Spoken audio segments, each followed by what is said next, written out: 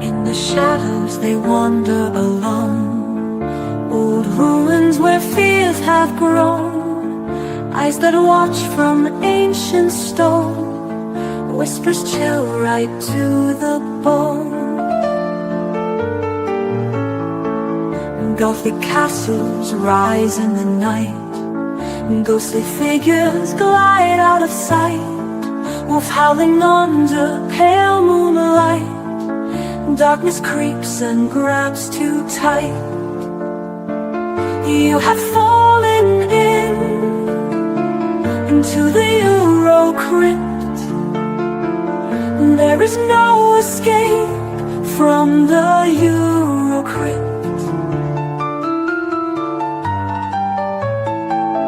Fog curling through cobblestone streets, footsteps echoing heartbeats. Vampires hunt their nightly feast, lurking monsters are released. Silent scream in a sepia dream, melancholy miles downstream. No one's safe, or so it seems. Worlds unravel at the seams. You have fallen into the Euro crypt. There is no escape from the Euro crypt.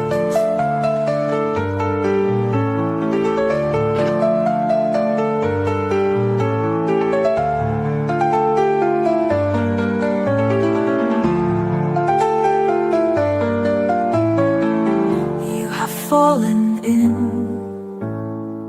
into the Euro crypt. There is no escape from the Euro crypt.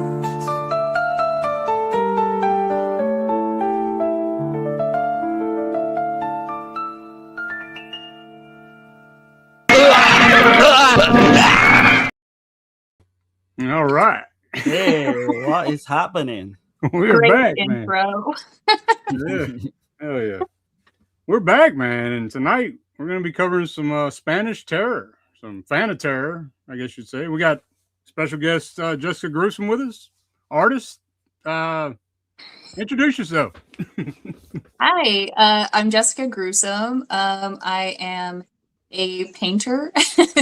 You may have seen my paintings floating around on Instagram. Absolutely. And I mostly paint horror and exploitation films and watch horror and exploitation films and kind of do little shorthand reviews on them. But that's me. Hell yeah. Hell yeah.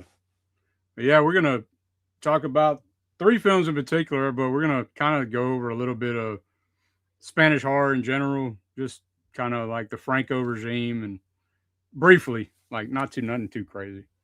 But yeah, I was going to show some of Jessica's artwork off right quick before we get started. Yeah, go for it. Go for it. I might save a couple of them like toward the end. So just hang out, chill, check it out. So here's some of them. I think the first one I got, let's see. It's great work too, by the way. Thank you. Oh, yeah. All right. Yeah, I've been painting for about over 10 years now, so hopefully I've gotten better over the years. Well, people will see the detail. It's amazing. Absolutely amazing. Right. Thank you. Here's a Nashi right here. Like Nashi for tonight's episode. Yeah. Valdemar Incredible. Minsky, right? Yes. Yeah. Is that a recent picture painting? It is. I actually did that sometime last week. Okay. At the beginning of the week. Awesome. And then you got the maggot zombie. Of course. If you know me, you know that I'm a huge Fulci fan, and Zombie is one of my favorite films of all time. Hell yeah. But is it better than Dawn of the Dead? That's what you got to ask yourself. Oh, don't ask me that. That's too hard. I go back and forth. Right. Oh man, that's nice. That is killer. Like that piece right there. Like the attention to detail in the eyes, and I don't know, Probably one of the best scenes in Italian horror ever. Suspiria definitely made a huge impact on me when I was young, and it really was my true introduction to Italian horror. right. Mine was Buried Alive, aka damn, I'm blanking on the name. Beyond the Darkness. Yeah. Yeah. I knew it as Buried Alive back in the day. Joe D'Amato's Beyond the Darkness. It's wow, that's a crazy introduction to Italian horror. Yeah. It's the wonder that didn't put him off, to be fair. Like, because that film is nuts. Very young watching that. And then right after that was Cannibal for Rocks, which I knew it That's as also insane. make them die slowly. Right. Yeah, yes, great. I love the cannibal films. And yeah. I mean, you got some great work here. We're gonna get you to do something for us. And yeah, let everybody know in the chat, or somebody that's watching this in the future, she does commission work. So you can hit her up on Instagram. Do. Yeah, you can hit me up on Instagram. Just DM me and we'll talk about it. Got some zombie Holocaust. I was gonna say, yeah, Dr. Butcher MD. Right. Those really crazy looking zombies. That's one we've never covered, actually. That's one I've never seen too, still. Really? Yeah. Oh man. Yeah, it's such a, I call it like a perfect kind of grindhouse classic. It's just got everything in the kitchen sink in it. So it's like zombies, cannibals, mad scientists. Hell yeah. It's just insane. I love it. And this is one of my, it's got to be in the top. It's got to be in my top 5 zombie films of all time, man. Same. Yes. Yeah. For sure. I only recently saw that when we covered it. I don't know, about a year ago or what have you. Oh, really? Yeah, and it's based in the UK as well. Living Dead at Manchester Mall. But yeah, I remember I loved it. Like, really absolutely love it. Yeah. Of course, Dawn of the Dead. Yeah. I'm just a big zombie fan. Right. That's an iconic scene, though. It is iconic shot, yeah. Yeah. It's great. You probably got Dead Pit now drooling. Right. Because they're big fans of that film. Yeah, or Alfa Romero, too. He's a big. Oh, yeah. He's a big Romero guy. Yeah. And that's another zombie Holocaust, of course. Make them die slowly. Man. Yeah. I watched that way too young, and I just remember, like, I'm thinking this dude's running around without his shit, you know? Yeah. One part of the film. God. I saw that one much later, so I was spared the trauma. But it's a really fun movie, surprisingly. Yeah. Yeah, it kind of gets overlooked a little bit by Holocaust, but I still love Ferox. Yeah. Yes, yeah, same. And then I got one more to show because I'm going to show the last 2 toward the end of the stream because, you know, we got a lot of haters out there. Risque. So, Anthro, man. Oh, Anthropophagus. Of course. Yeah. Yes. The man, George Eastman, the Anthropophagus himself. Hell yeah. That captured it perfectly. Perfectly. Thank you. Yeah. We got some ideas still, you know, swirling around in the mind. What we're gonna come up with. So, but no, basically, Franco. He was like a heavy censorship guy, like in the regime of Spain. Now Nashi claims that it wasn't so much Franco, that it was the people that he appointed.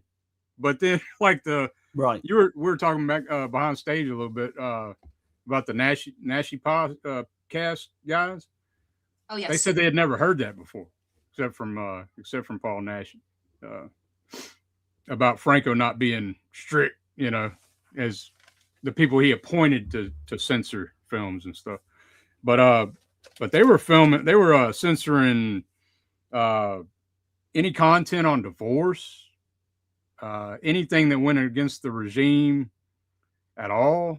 Like there was clothes on versions of films, like which we'll be getting into actually. Right. Yeah. Yeah. Kind of like the Mussolini thing, where the fascist regime, where he just controlled everything what films came out, propaganda and all that. So it's kind of a similar thing to what happened in Spain. But yeah, like, and then like foreign films that were imported, they controlled the dubbing to make it fit their agenda or whatever that they had going on. Yes. I was like, but no, it's kind of crazy. But I guess I was going to kind of mention a few notable films. Like I got to mention, and I'm not going to lie, I just watched this film. I've had it for probably over 2 years, and I just watched this film. But this is supposed to be the official very first horror film in Spain. It's Jess Franco's The Awful Dr. Orloff. Right. Yeah. Yeah. And man, I'm a fan. This shit like was going like hard, man. It's got Howard Vernon in there, and like there's shit you don't expect to see from 1962 in this film. But I was just gonna talk about that one. Mention that one. I guess Nash's first Mark of the Wolf, I believe, is his first from 1968. Was he played 11 more times though? Play that character Valdemar Daninsky, and he's got the record for playing a werewolf the most. He's got the Guinness World Book of Records. Right. This was the one we're covering tonight. I think was his eighth go at it. Yeah. And then he kind of let it lie for a few years and got back into it in the 80s to do the last, I think, 3 films or what have you. But like Spanish horror films, I got a list down here of all the Spanish giallo films. Right, I was going to mention this one. It starts off in 62. Oh man, I love that film, as you know. You got to mention that one. Right. Yeah, go ahead, Galbo. But it starts off for me like sadistic Baron von Klaus in 62. But you've got some bangers early on. Like there's one called Hypnosis that was done in 62, and it's kind of like it's an Italian, almost like an Italian giallo, but obviously Spanish. You've got the early Franco stuff as well, like Raffini in the City. Yeah, I mean, there's so much like Spanish films that I've not really kind of delved into, like I would like. Same. But I think you two probably have seen a lot more than me, from what I can gather when we were talking earlier. I might have seen like different genres. I think more so. Right. I think we've probably seen about the same as far as the Spanish giallo, you know. Yeah. But there's some bangers, man. But as far as like the creature features and the wild shit, you know, like the nasty stuff, I'll leave to you. Gothic, I'm more of a fan of the Gothic. So yeah. But one that I checked off my list, man, and I can't believe I hadn't seen it before, was Horror Express, dude. Oh, okay, yeah. Man, this is a banger, and knowing a little bit of backstory with Peter Cushing. Peter Cushing had lost his wife, and Christopher Lee kind of took him under his wing, man, on this film. And Paul Nashi's in here playing a fucking mad priest. It's fucking great, man. Oh shit. It's great. No, and Telly Savalas is kind of over the top, you know, like he's not in it long, but yeah, that's one hell of a cast. It's a masterpiece of a film. Yeah, I've never seen that one. Right, but the Blind Dead films, man. Armando D'Osorio. Yeah, you got to mention him. I would say it'd be Paul Naschy, Armando D'Osorio, and Jess Franco were the 3 big ones, right? Yeah, especially if you're just like coming from Italian horror, if you're a fan of Italian horror, trying to get into Spanish horror, those are 3 people to start with, because I feel like they carry that similar Italian horror vibe. Right. And I was the Ibanez guy. the House that Screamed, that director. Like I'm Oh, bad yeah. with the names. It's just an amazing movie. Yeah. That film just gets so overlooked. It did, like, no one really mentioned it before the Arrow release. Yeah. And then Yeah. when we covered it, I was like praying that Dirk would like it. Obviously, No. he did, because I'm You starting should to know, man. That's Yeah, it's got yeah. the But gothic back vibe. then, I 100% on, you know, Yeah. what everything, you know. Now I think I got pretty like 90% of what you like and what you don't. And It's gothic, got oh the man, kind of the yeah, slasher vibes, but it's like a giallo vibe as well. So it's got a Yeah. mixture. I love that old dark house setting yeah. in that film too. It's Yeah. got like a slow build, and then it kind of creeps up as it goes along, and then yeah, Christina Galbo's just the best as well. Because know. I It's figured got since a- we were doing this, go ahead. Sorry. Oh, I was just gonna say it has some light sleaze in it, which is always great. Yeah. It does, yeah. Right. Yeah. I mean, I just figured since we were doing this, I wanted people to realize, like, if in case they didn't know, some of these films, man, are actually Spanish horror, man. Like, Yes. so, of course, Pieces, man. Right? I mean, Yeah, Oh, I was man, actually That's the granddaddy. holding that off to the side. Right. Okay. Yeah. Yeah, Who and I Kill a still Child? stand by that being better than the New York Ripper, even though it's close. I still stand by that. Oh man. Yeah, I New York love River them for me. both, but Yeah. Mm. But it's a great double feature. Oh yeah. Yeah. It's a great date night, right? yes, Uh, absolutely. Who Could Kill a Child, man? I was blown away by this Oh, film. Yeah. Yeah. Blown I away, just man. picked that up recently, actually. Yeah, we I've covered never it seen not that too long before. ago. And Yeah, and I was wondering why the hell I didn't see it like a lot earlier. we covered Yeah, it I've with only Tech. seen the trailer. That's it. I'm Right. so excited to watch it. Okay, so you haven't seen it. I haven't seen it yet. No. Okay. Well, I won't say anything. I was almost messed up. Like, so, Don't tell me. okay. Let's see who's in here right quick before we get started. I just wanted Yeah, to kind of yeah. mention a few things. Cannibal Man, also 1972. Oh yeah. Another video nasty. And then you can mention the modern Damien Rugna. He did Terrified Yes. and When Evil Lurks. When Two Evil great- Lurks, incredible. Actually, both of them are incredible. They're really scary. They scared the shit out of me. Actually scared the shit out Right. of me. Yeah, Like, they can creep me out too. yeah. I can't say that about a lot of films, but Yes.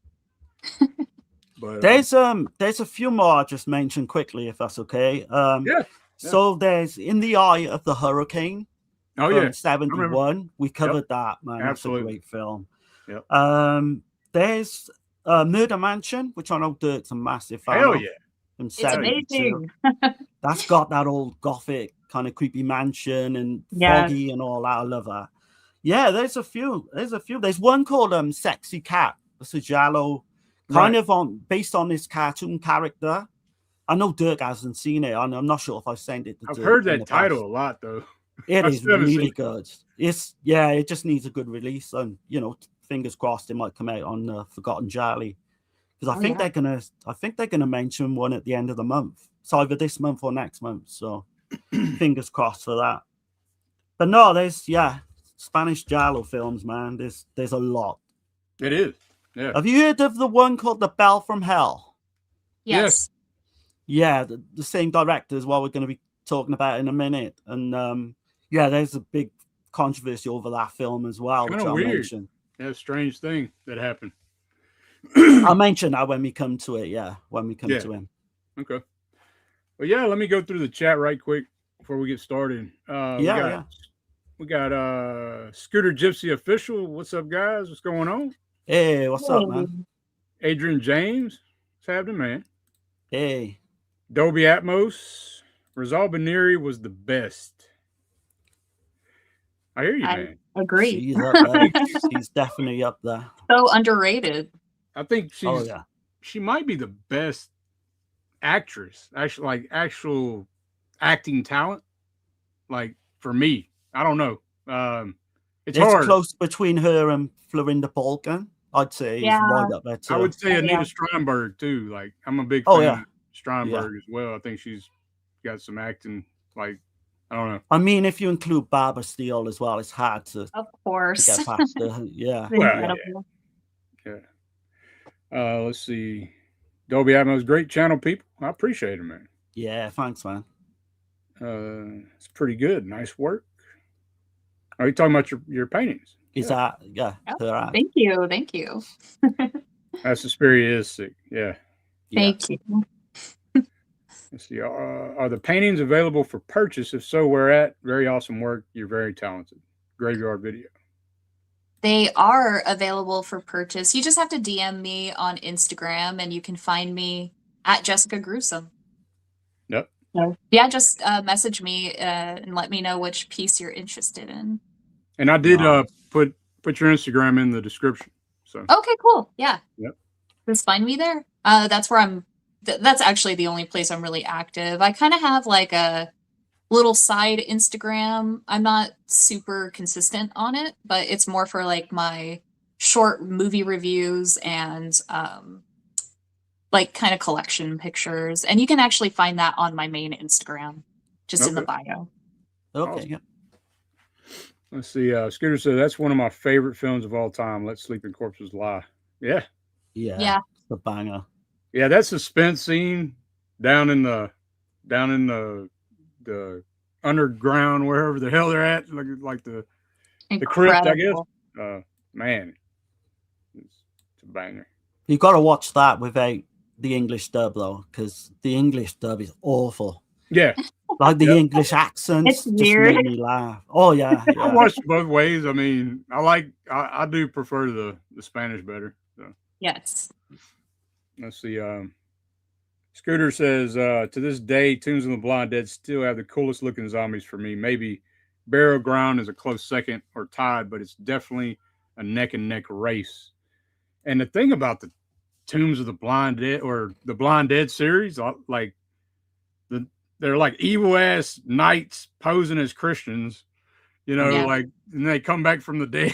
They're like zombies. They're like vampires. They like Templar, yeah. And they got swords and horses and shit, man. It's cool. Yeah, those films are incredible. Creepy. It's got tons of atmosphere and yeah. Let's see, Graveyard Video. I haven't seen any Spanish horror or Italian horror. Could you recommend any to start out with? Yeah, this is probably what this is 5 minutes ago, so maybe. Yeah, I just mentioned a bunch. Let's see. I got to give. Let's see. Alan says I got to give The House that Screamed a shot. Definitely. Oh yeah, I would say hell don't yeah. Sleep on that one. Highly recommend. We got Texas in here. Welcome to the panel of pain. What's going on? Hey, what's up, man? Let's see. Fabulous Broods. Best viewers on stream. Okay. I don't know what that is, but cool. Welcome, Jessica. Yeah. Hi. I'm on a stream right now, but I'll catch up from your favorite negative renegade. Oh. Hey, what's up? Well, yeah. Yeah, it is beautiful artwork, Jessica. Oh, Thank you. Yeah, everybody's loving it. So, good deal. Well, so we're gonna get into 2 Males for Alexa, and the title's kind of misleading. I think it is a little bit, but there's like a story on that, right? There, like there's a backstory of why. Like it got lost in translation, for what I understand. I'm not sure the backstory actually. I think it was supposed to be 2 masks for Satan. I mean, not 2 masks for Satan. Two masks for Alexa. Okay. Yeah. But it got lost in translation somehow, and it came out that way. But it still makes sense. Like it's very literal, right? But if you like first hear that title, you're like thinking of something else. Like I was like, holy shit! But no, it's nothing like that. So, but let's see. So the director, Juan Logar, he was a dubbing actor, writer, producer from the 60s to the 2010s. Worked in radio. He dubbed Jerry Lewis and Benny Hill. Like, oh man, really? Yeah. for Spanish television, I guess, or radio, right? And television. Yeah. Well, Benny Hill's TV, but it's just so completely different to what it is. Didn't he dub on for a few dollars more as well? The Western I was reading. Interesting guy. Didn't do that much directorial wise, but yeah. But Paul Naschy was in his the very first film. I believe this is right. Now, y'all tell me if I'm wrong, whatever. But it's called Dying in Crime with Paul Naschy as a police inspector. Right, yeah. I think that was like his first role or first appearance. And that's kind of like a giallo, although I was looking into it. First appearance in a horror film, anyway. Yeah. Something similar to a horror film. So. But it's stock war footage. This other film called Autopsia from 73 had real autopsy footage. It's like a Mondo style type of film. Experimental film. I'd be curious to check it out. But another film called The Profile of Satan, El Perfil de Satana. Like my Spanish ain't the best, but yeah, there's not a whole lot on it, man. Really ain't. Have you got the one down transplant the cerebral, which is transplant in the brain from 1970? I know that's a lot of people want that to come out. Again, it's got a very heavy like giallo tones to it. It's like mad science mixed with giallo, I believe. Right, yeah. But that's all I can find from him, really. He was a writer as well. He wrote the story and screenplay to this too, along with other people, you know. But I was watching this film, and were y'all thinking the same thing? It reminded me of Saw. Saw, yes. I didn't pick that up. That up. You know, like this predates Saw, 30-something years or whatever. Yeah, I was thinking Saw too, especially like just the whole setup of everything. And it's like, oh, I was thinking the ending was going to be like Saw, which would have been awesome.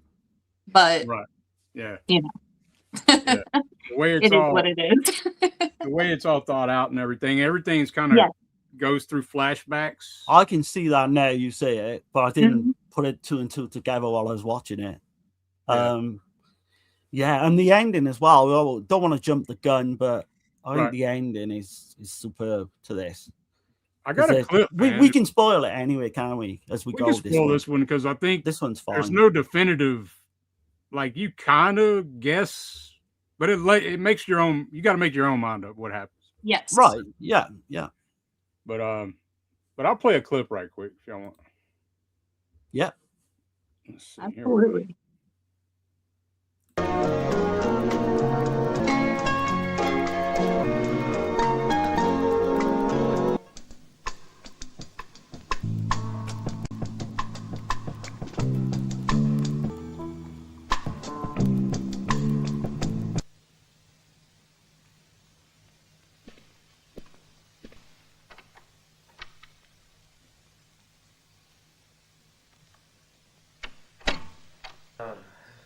Non ho fame, non voglio niente. Oh, neanche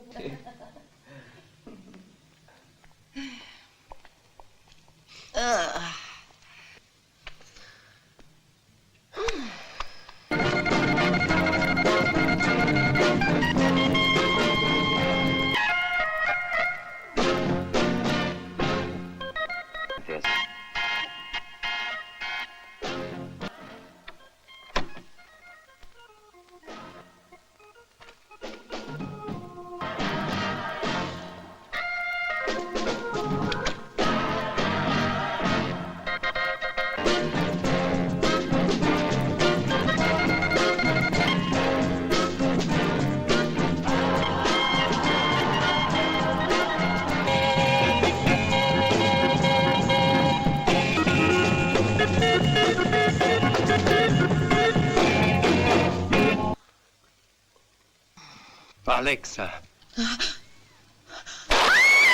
Oh.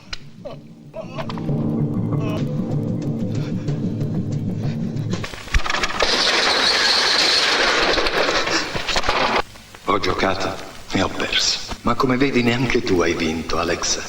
L'ultima mano è mia. Avevamo fatto una specie di contratto noi due. Con la mia ricchezza io compravo la tua gioventù. Per me certo è stato facile restare ai patti, ma per te evidentemente non era possibile. E sapevi che non sarebbe stato possibile. Nel nostro matrimonio hai visto solo un buon affare fin dal principio. Fin da allora hai contato sulla mia benevola comprensione. Che può pretendere un vecchio? La gioventù ha i suoi diritti. Seguitate a spassarvela tu e il tuo amante. Godetevi la felicità alla quale sentite di avere diritto. Ora però dovrete farlo qui, davanti a me. E quando la mia carne comincerà a imputridire e l'aria diventerà irrespirabile, seguitate ad amarvi.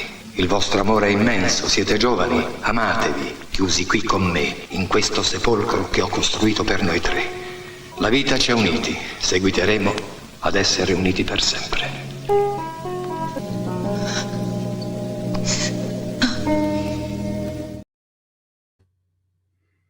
Yeah. Right. Yeah. I'm sorry if Yeah. the subtitles weren't bigger. I know. I was like that. Yeah, it's rough, right? But Holy shit. one of the reasons I really like this film is the storyline is just so simple. It's not Yeah. too, you haven't got, it's not convoluted or anything like that. It's just pretty much like a basic storyline.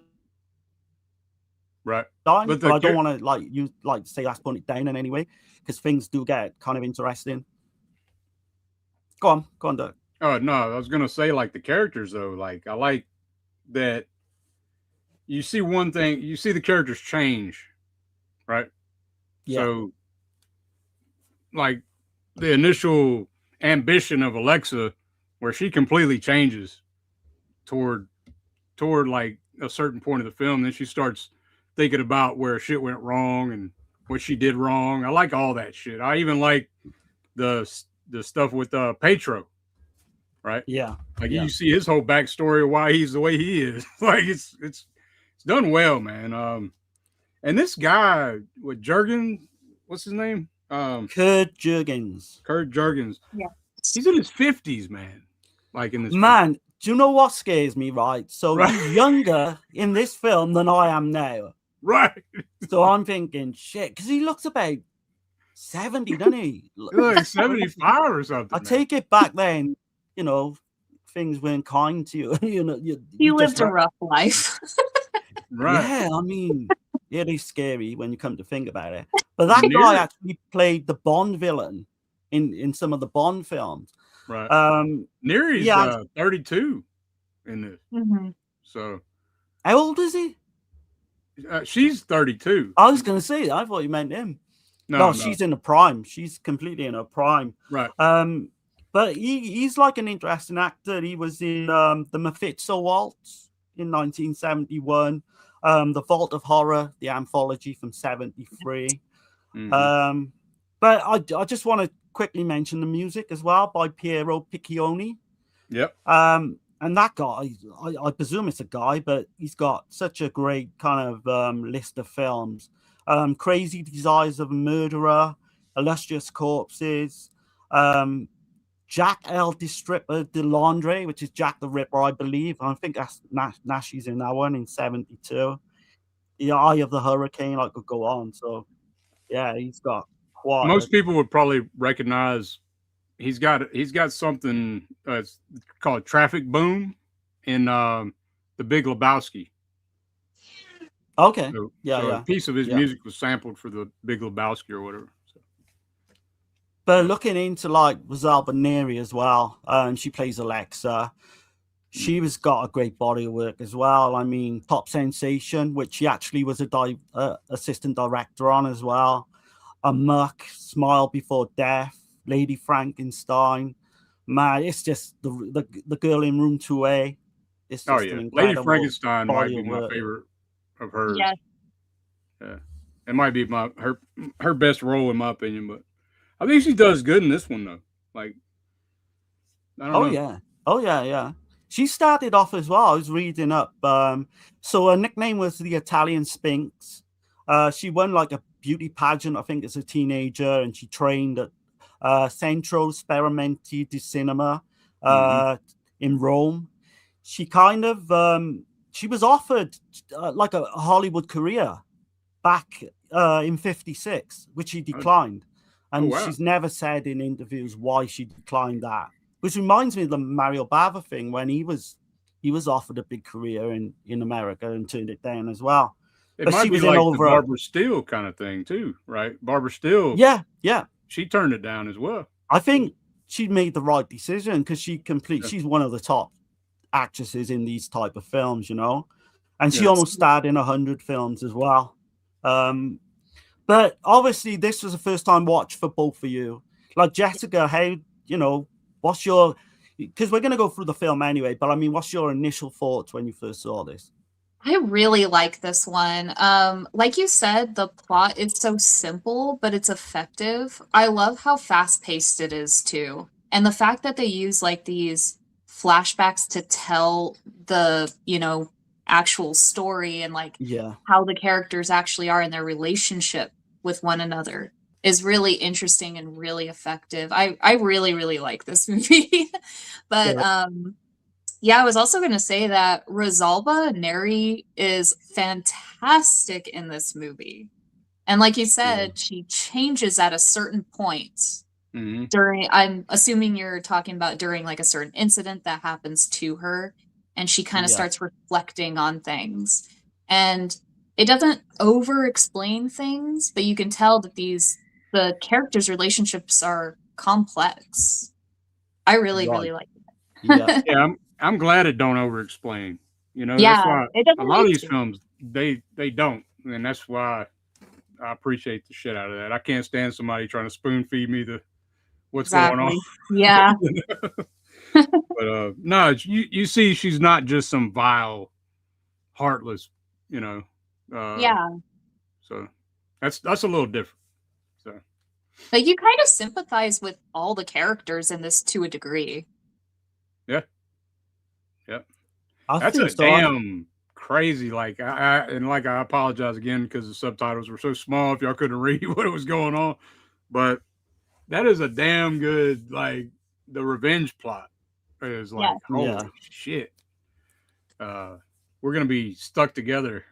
You're gonna have to breathe my rotting, stinking flesh and shit. Yeah. Like, what the hell? It's pretty extreme, but at the same time, he's going through such an intense situation that it's like, you know what, dude?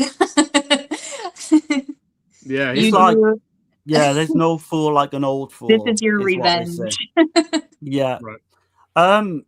So this starts off. So you got the song, "The More I Love You More," and pretty much we see like all the kind of scenery in Paris, like the Eiffel Tower and all the kind of big hot spots in Paris. We see Ronald Marvelin driving, and then it kind of intercuts, don't it, with Alexa. She's having fun with Pietro. They're like water skiing and having fun and all that. And I'm not going to go through the whole film like this. I'm just going to kind of set it up. Yeah. But we find out Ronald, he's like this elderly man. He's married Alexa, this younger, beautiful woman. His daughter, Catherine, is kind of not happy about that. She's getting married in her own right. And it's all about kind of wealth in it to Alexa. All she wants really is to have money. And I think we go back a bit later on in the film and we see her with her original boyfriend, and he's kind of poor, he's broke, but he's happy-go-lucky. He wants to like start his own, you know, be a doctor, and he wants her as his kind of receptionist and all that. And I guess the main morals of this film is like, be careful what you wish for, because when you get it, you know, it's not always going to turn out great. That's what I got out of this, you know?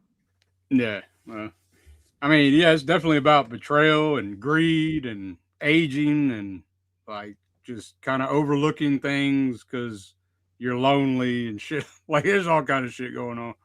But yeah, the transformation of love gone wrong, I'd say, too. Toward the end of the film. So.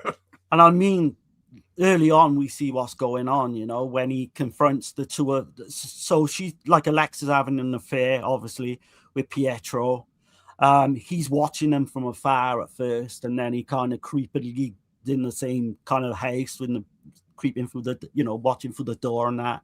Yeah. But then the film just gets blown open wide where he comes in and literally blows his head off, you know, or shoots himself in the head. Yeah, while they're front of doing them. it, and then Yeah. then the tape recorder goes off. Like it's like Oh yeah. all the He's got a stories. whole setup. Yeah, and then it's just getting hotter outside, right? Like Yeah. so It's just eerie the way the tape recorder throughout the whole film keeps playing. And he's like, oh, you know, he's going to get revenge. This is the perfect chance of revenge. And like, she'll always be with him. So do what you got to do together because I'm going to be there as well. And it is creepy. Yeah. It is creepy the way it kind of plays out. it's damn good, damn original, I'd say. I can't think of any other story like that in any other film I've seen. But yeah, very much had the Saw vibes.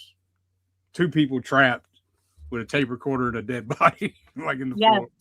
Exactly. But, and they go from being completely loved up to like at one another's throats fairly early on as well, where they're trying to get out of this room and, you know, everything's kind of like the windows are locked, the door's locked, they can't get out. And they just realize their fate is literally, you know, we're going to die in this room. But yeah, I like the way it does the flashbacks, like Jessica said as well, the way it's told in flashback form. And then we go back and forth and we see a little bit in present day. No, I really like this film. I really like this I recognized the daughter too. Like, I think she was in Horror Rises from the Tomb. Yes. Yeah, Emma Cohen. Okay. Yeah, she was in quite a few of these kind of Spanish films. I know she was in Franco's Count Dracula too. She was, she was. But no, it's like, I don't know, it's grim, isn't it? The storyline of this old guy just trying to like get some kind of happiness through Alexa, through youth and what have you, and then yeah, he says it too, right? He says we had a contract, my wealth for your youth, and like, oh yeah, he knows straight like away. You didn't hold up your end in the bargain and all this shit. like I say, he knows that she's taking him for a ride, but you know, he's just going along with it to try and get his youth back. I presume, but man, it does. Yeah, it gets a bit dark as it goes on. But so, what would you rate this one? Out of 10, what would y'all rate it? Go for it, Jessica, if you want. I'm gonna give it a pretty solid 7.5 out of 10. Okay. And it's just because I really like where this is going. The first act is freaking fantastic. And I love all the things that happen until that very end where you don't really have things completely answered. Right. They just kind of leave a little, it ends abruptly, but it is kind of open-ended. So you have to kind of guess what exactly happened. And I don't know if we're going to spoil it. But I mean, I'll be interested to hear what you think actually of the ending, because the final shot is literally Pietro's dead. But she's there and she's just sat on the floor. Do you think she got out in any way, or do you just think she's just doomed and just there? We don't know. We just have to assume and kind of fill in the blanks after that. I would have liked to see certain things happen, like evolve a little bit more, like Catherine's side story. Kind of just, it's there, and she's kind of a red herring type of character.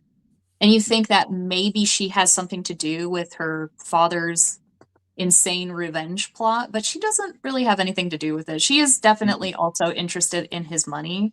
And that's the main reason she's very upset with Alexa being there. Right. But I kind of wanted to see her walk out at the end and just be like, this is my yeah. Or I would have liked to see Ronald just sit up. Yeah. Or something like that. You know, like yeah, she mentions that at one point, right? She says, I saw it move. And I'm thinking nothing comes of that. Maybe. Yeah. You think maybe that's how it's gonna end, but it doesn't end quite like that. So I'm gonna give it a pretty solid 7.5. I think it would go up for me Okay. if I watched it again. I just overall really enjoyed it. That's fair. That's fair. I'm the same. I thought that he was gonna get away. Maybe he pretended his death, you know, and then he was gonna get up, or he was literally not gonna be there, and that. But I don't know. I would have liked to see that, but I still kind of a big fan of the way this ends. I got to be Yeah. honest. I like to think that nobody knows where this house is except Ronald and Alexa, and they're all going to be where they're going to be. Yes. Right, because he puts money through a hole in the door, and someone finds the money on the beach, but nothing's Just really pockets said it. Pick it about up it. and put it in their pocket. Which you would Just do walk anyway, wouldn't you? You wouldn't be like that looking. Yeah, you're not going to be like, okay. But Yeah. we just don't know how it's going to pan out, because we think, oh, maybe this person will alert the police and what have you. But I'm glad like it doesn't answer all the questions. That's what I like about it. For me, I give it a 7 out of 10 for sure. Okay. It's a solid one, man. Like, I don't guess there's really any flaws. Too much. The one, like, I don't know. Yeah, I don't know. It's a 7 out of 10 for sure. I can't really explain. No, for why. me, it's like an 8 Okay. all day long. And I've literally seen this before you guys did on this as well. The German Blu-ray. So if anyone gets a chance, it's fairly cheap. It went down a little bit on the second watch. Did it really? Okay. Yeah. The initial watch, I was like, holy shit. Like, Yeah. but, I don't know. I guess it is that type of film, though. It's like Saw, like you said. Once you've seen Saw and you know what's happening, you never get that rewatch will never be the same. It's still a great story, though. Like, It is. It's definitely so. worth checking out if you haven't seen it. yeah, I absolutely. think so for sure. But well, man, you want to get on to the corruption of Chris Miller? Yeah. Yes. I gotta be honest. I think this is my favorite out of the three. Yeah. Okay. It's just man. another one. It's just I'd seen it quite a long time ago actually, but I wanted to cover this. God, I think this is Arrow in it. Is it Arrow? No. Vinegar Syndrome. Vinegar Syndrome. Yeah. Yeah. It's Okay. Yeah, I never got that relief. Not a lot on the extras wise, but I forgot that still I had looks this clip, but I did like this part of Two Mouths for Alexa because it's like kind of makes you like, what the hell is going on here? But it's a very short clip. Here it goes. okay.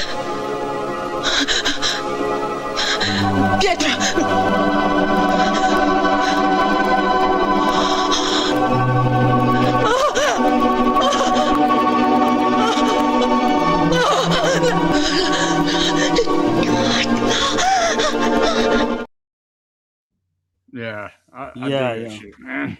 I dig Love that shit her a lot. facial expressions. Yeah.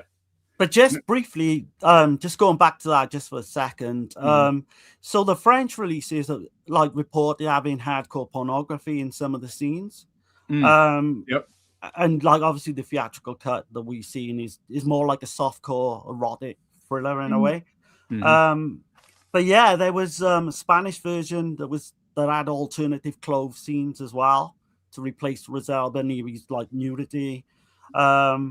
And some say it premiered on November the 29th, 71, as a theatrical film, but we don't know a lot about it. The title translates roughly to Beasts Without a Cage, which I found interesting as well. But bitter whiskey as well is kind of there's a lot of scenes with J&B whiskey in the background, so I think that's what they were going for with this title, the German title that is. But yeah, I'm sorry for going back a little bit, but I just wanted to get. No, you're good. Wasn't it like 69 minutes though, like that Spanish cut? And it's like yeah. They remove all the intimate scenes except for that one dance scene. Right. Yeah. That's it. Like everything else is cut. like yeah, I the wouldn't dance recommend scene, that. but none of that other stuff's going on. Exactly.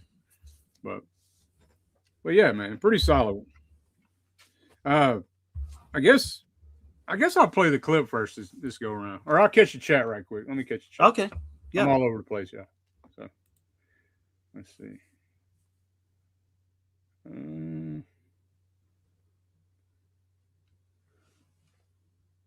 Let's see. What's going on, Alan Mann? Hey, what's up? Dolby Atmos says nothing against Spanish gialli, but it's not really a giallo unless it's Italian, in my opinion. Well, yeah. I kind of disagree, to be honest. Yeah, I mean, like there's a whole argument on that. Like there's a whole debate. These fan discussions of like the purist on giallo, and like there's American giallo films, you know, like Dress to Kill, and yeah. But when people say Spanish giallo, you know what they're talking about. It's a similar thriller type film, you know, like a giallo. But Synthetic says, "Hey guys, been a while. What's going on, man?" Hey, what's up?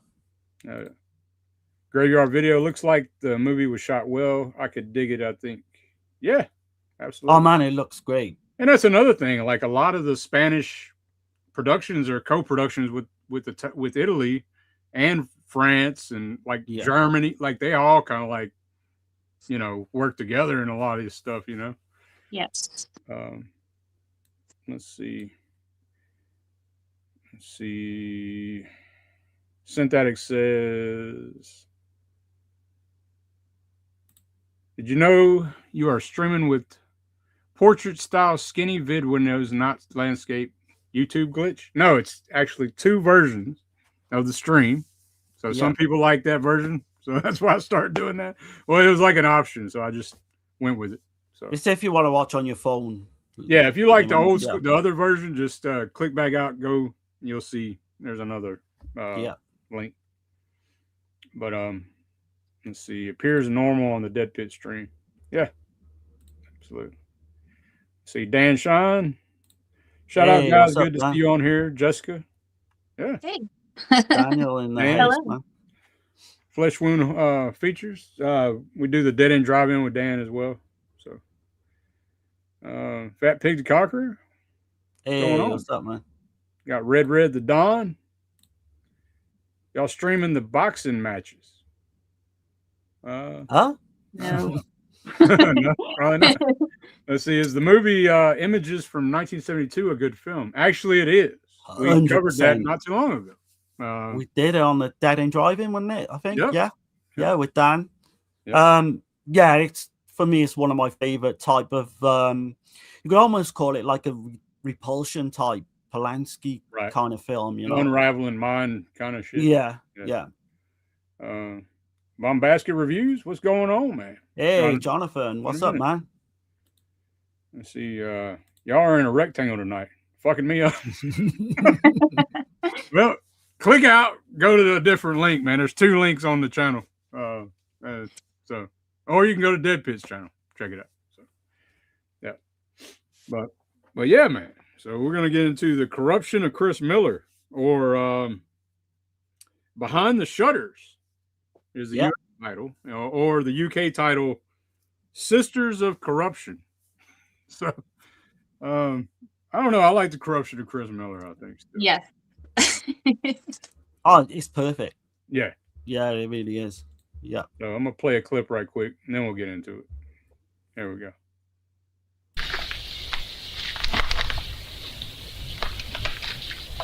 It isn't much, but it's all you're worth. What have you got in that pack? Open it. Didn't you hear what I said? Open it.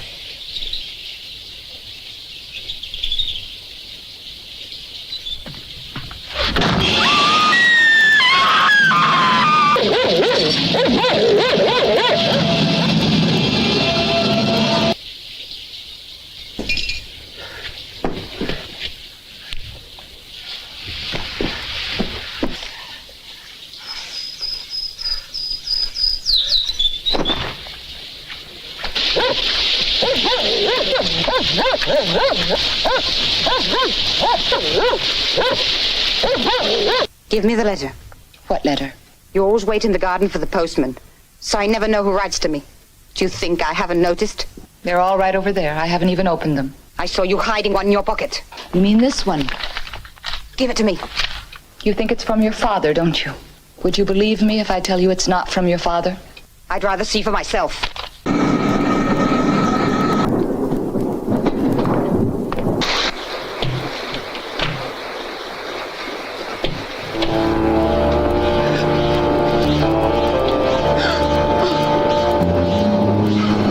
You can't get over it, can you? The rain still frightens you. What did the letter say? The last examinations didn't show much progress.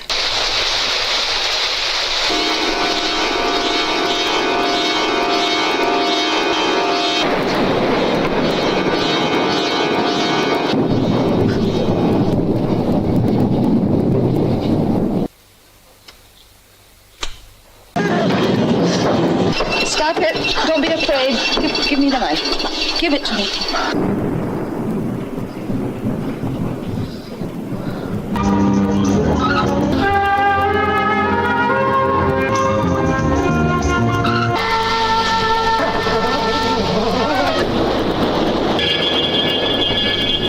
There's a monk outside. He's a big, tall monk. He's soaking wet. Well, tell him to come in, out of the rain. Should I open the door for a monk? A monk? Oh, why, of course. You can't leave the poor man standing out in the rain.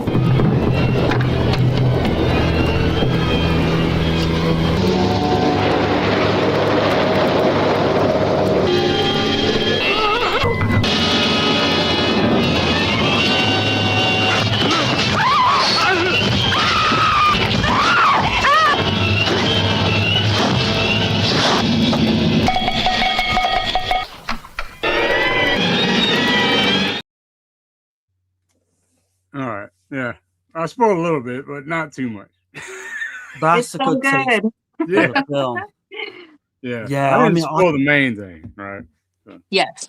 we'll go up to a certain point and we won't say what happens after that. But Right. I'm excited to talk about this one because I've loved this film for a long time now. And this is my first time getting around to it. So, like, and I've known about it for a long Yeah. time. Like, but so it's director Juan Antonio Bardem, mostly known for 1955 Muerte de un Cyclista, or Death of a Cyclist. And I might be butchering that, but I apologize. That's a Spanish drama, but he won some kind of award at the Cannes Film Festival in 1955. Yeah. And did another film, which is odd. It's called The Bell from Hell.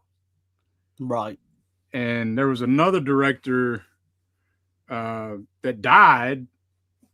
Like, he accidentally fell from the bell scene or whatever. So, like, yeah, I've seen it. So that bell tower is obviously a prominent thing in the film.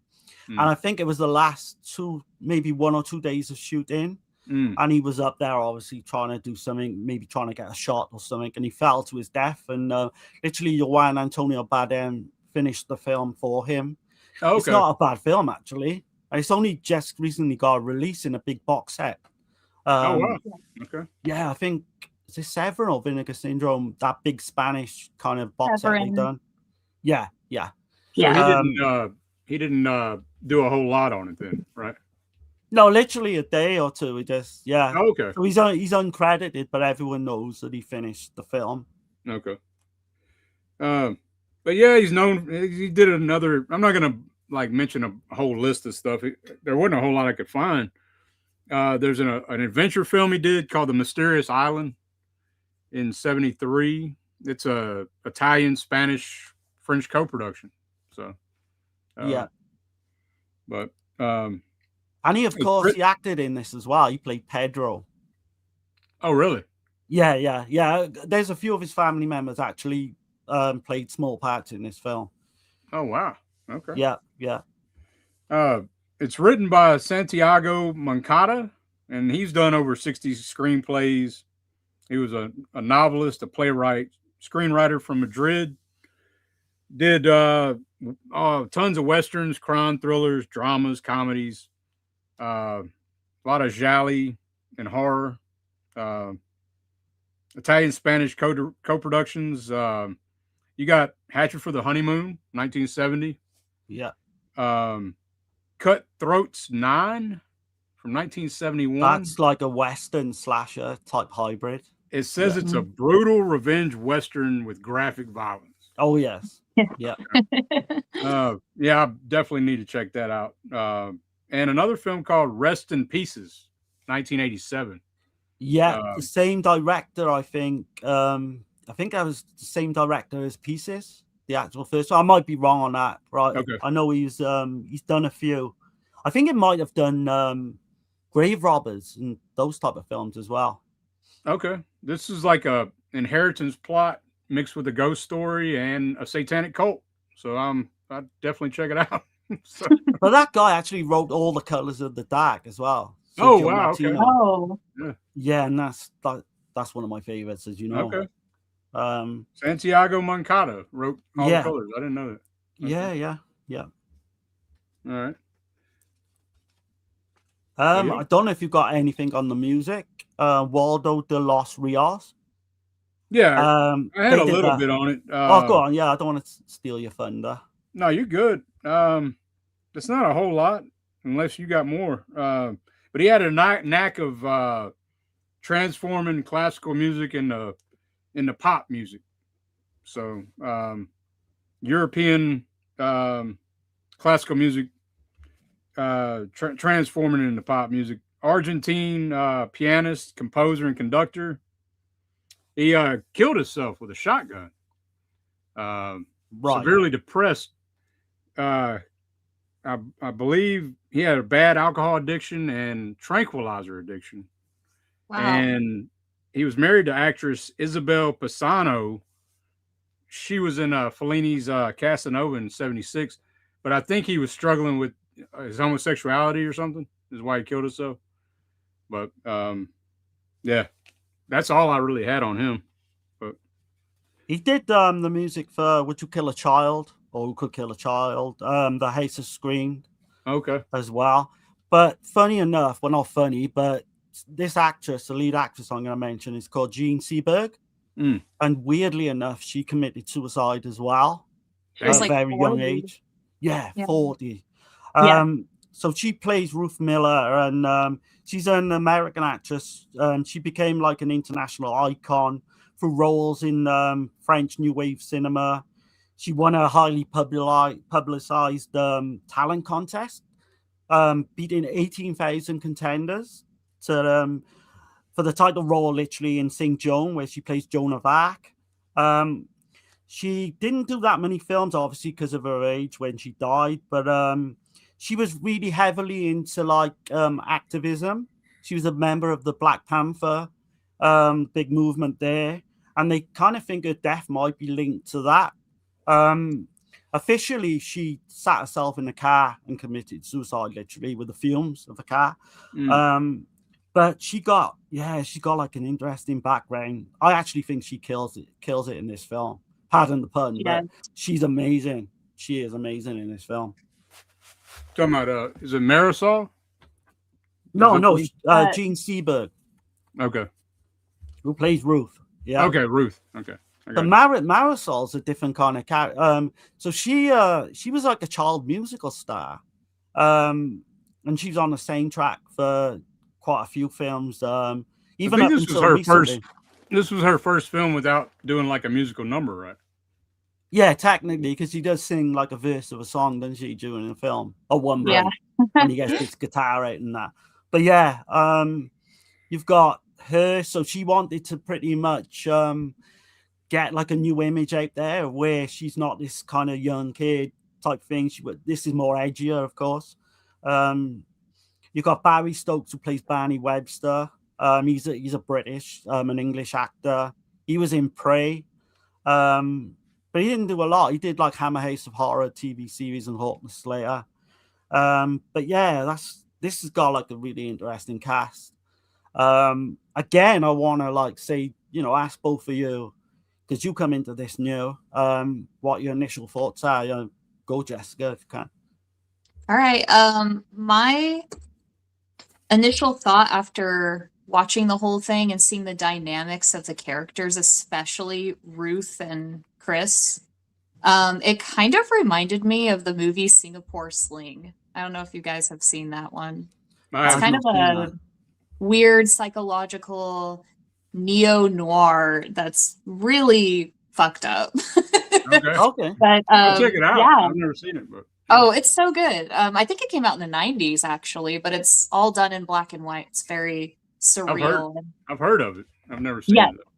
it. Their relationship and how they bring in this guy kind of reminds me of that movie, and inevitably what happens to the guy kind of happens in Singapore Sling as well.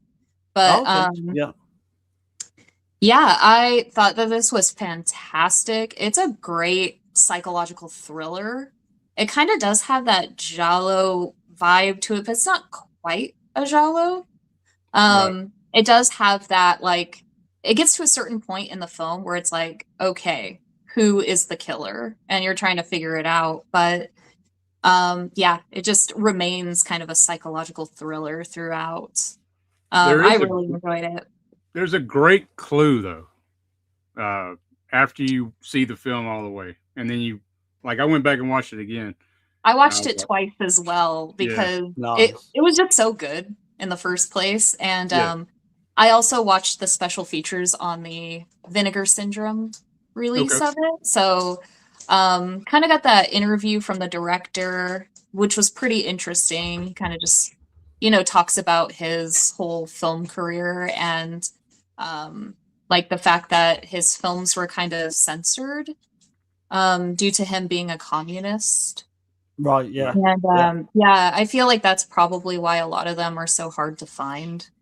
And then I did watch the whole thing on Jean Seberg. Is that how you pronounce her name? Which is so sad. It's interesting because, like, everything that you were talking about with her kind of being, what do you say? Like, not framed, but they were saying all this, like, these terrible things about her and kind of trying to ruin her image. And she actually was in this movie after all that. She had lost a child in real life and everything, just going through like the deepest depression. And this acting role came after all that. So you can kind of just see it like etched in her face and her performance as this very manipulative person. Yeah. Very manipulative and very bitter. Very bitter. Yes. Like her whole reason for doing all of this is just insane. It's hard to talk about it. Should we spoil this one, Derek? I mean, we'll go so far, and then it's up to you, guys. I don't mind. It's such a great kind of film to talk about as well. Yeah. Well, no, I won't spoil it because it is too good. I don't want to. I think we can go to a certain point, and then we'll see how we go. I'll mention the cinematographer though. Juan Gelpi. He did over 60 films from the 1960s to the 80s. A film I want to check out is called A Dog Called Vengeance in 1977, and it's a Spanish political thriller directed by Antonio Isamendi, and it's got Jason Miller from The Exorcist in it. Okay. No. And basically, there's this. He's playing a political prisoner that escapes a South American dictatorship, and he's being chased by a nearly unkillable German Shepherd that has vengeance out for him because he kills his owner. Wow. So I did. It's got supernatural elements and shit. And animal horror, so I'm all about it. I want to check it out. Yes. Yeah, sounds good, man. Sounds good. And I guess it's really speaking on the Franco era. I think that's when it ended. Was 1977 is when they could finally watch films in Spain, like with, that weren't censored. Right. But And then the cinema, Juan Gelpi also did Summertime Killer from 1972. It's a monster revenge film, a mobster revenge film. Has Christopher Mitchum. We love him, right? Oh man, yeah, one of the worst actors ever. in these type of films as well. He's not his dad, that's for sure. Rico the Mean Machine. Yeah. And then I was reading this plot on this other film, The Bloody Sect from 1982. I've seen it. I've seen that one. You've seen it? Okay. Yeah, it is wild. So it's like an artificial insemination with the semen Yeah. of Satan to pave the way for the Antichrist, right? Yeah. Yeah. It's like, what the And hell? there's a scene right in the end of that film, without spoiling it, but you see this baby and it's literally this doll in a pram and they're trying to make out it's real. Oh, And it's shit. kind of satanic eyes and all that shit. Yeah. Yeah. Yeah. It's worth watching. It's funny. It just sounds like a good time. Yeah, it is. Raw, It really raw is. meat cravens and satanic terrorists. And Yeah. That's come out supernatural recently as well. kills. In Yeah. that big box set. It's come out Okay. too. But yeah, so that's really all I had for him, man. But yeah, he's got some bangers, sounds like. Man, I want to hear your thoughts. So the opening to this. Yeah. So we get this bleak, rainy day in like a rural, like kind of Spanish community. And we see this woman and she's ordering around this like drifter that she's picked up like 2 weeks ago, I think. Took him in while her husband's away. And it's weird, man. He's dressed as Charlie Chaplin. He's doing the mime and everything. Mm-hmm. What did you think when you first started watching this? Was you like, what the fuck? Do you know what I mean? I what the know hell I was going was. on, to be honest, like Yeah, it's just not what you expect to see in something like No. this. And then you get the brutal kind of kill scene where he stabs her in the hand. Yeah, it just goes from crazy, like it's almost, I would say, like a slasher film. Would you say in parts? For no yeah, reason. he like, basically she's kind of a bitch to him, and like she's oh like, yeah, here- she's horrible. she's like giving him money, like paying him. She's And, treating like- him like a dog, Yeah, Yeah, literally. like Literally. whistling for him and stuff. It's horrible. I love how it's shot though. It's like the editing on this film is great because the way you see like the dog, soon as she dies, and that's her dog. The dog starts going off crazy with the rain. I dig all that shit, man. It's so good. Yeah. Really love sets the up rain the in this. atmosphere. Yeah. It's that constant doom, rain, and right throughout the whole film. I think, like you say, it gets that vibe so well. But then we kind of, it goes down to a different direction. So we see like Ruth Miller, and she's living with her stepdaughter Christine, and her father's like pretty much left. He just left abandoned her. her. Yeah, it doesn't really say why in the beginning, but we find out a little bit more towards the end. She's recovering from kind of this nervous breakdown to do with like a past kind of sexual assault against her, and that's all we know like early on. And again, they tell you the whole story as the film goes on. But yeah, this one again is, like flashbacks. She has flashbacks, going to this scene and she sees this horrible kind of sweaty man doing weightlifting, and He looks like some kind of ogre kind of guy, yeah, Like, what it's the hell's going on with this shit, But then you figure it out pretty quick. What the hell? But then there's this whole other shit going on with Ruth that is very evil. Like Ruth's an evil bitch, man. She is. I was like, It's such a damn. great performance as well by Gene Seberg. It's just, Mhm. I mean, she should have, if she'd have lived longer, I think she would have been like kind of, do you get the old like hagsploitation films in the late 60s or, going into the 70s? I think she would have been good at doing them. Absolutely. She just nails it. I think they all do though. Do you think? I think so, yeah. She reminds me of, like, I put her like right there with Mia Farrow. Like, Right. Yeah, she is very similar. Yeah. And she looks a lot older than her years as well in this, because Mhm. she was obviously, I think, in her 30s when she shot this. So Mm-hmm. yeah, she got a vibe of like a 45, 50-year-old even. Yeah. I don't know what it is with these older films. People looked older back then, I take it. But the film takes another turn, doesn't it? When you see Barney Webster turn up, and he's like this long-haired hippie kind of free guy. He's got a guitar on his back and all that. and he sees, like, you know, it's pouring down with rain and he's got nowhere to go, so he ends up sleeping in the van. And yeah, that's a great scene as well when she discovers him the next morning. He just stands up completely nude and she's like looking down. Yeah. And Yeah, yeah, she just he convinces her. Like he's like kind of dominating her in a way.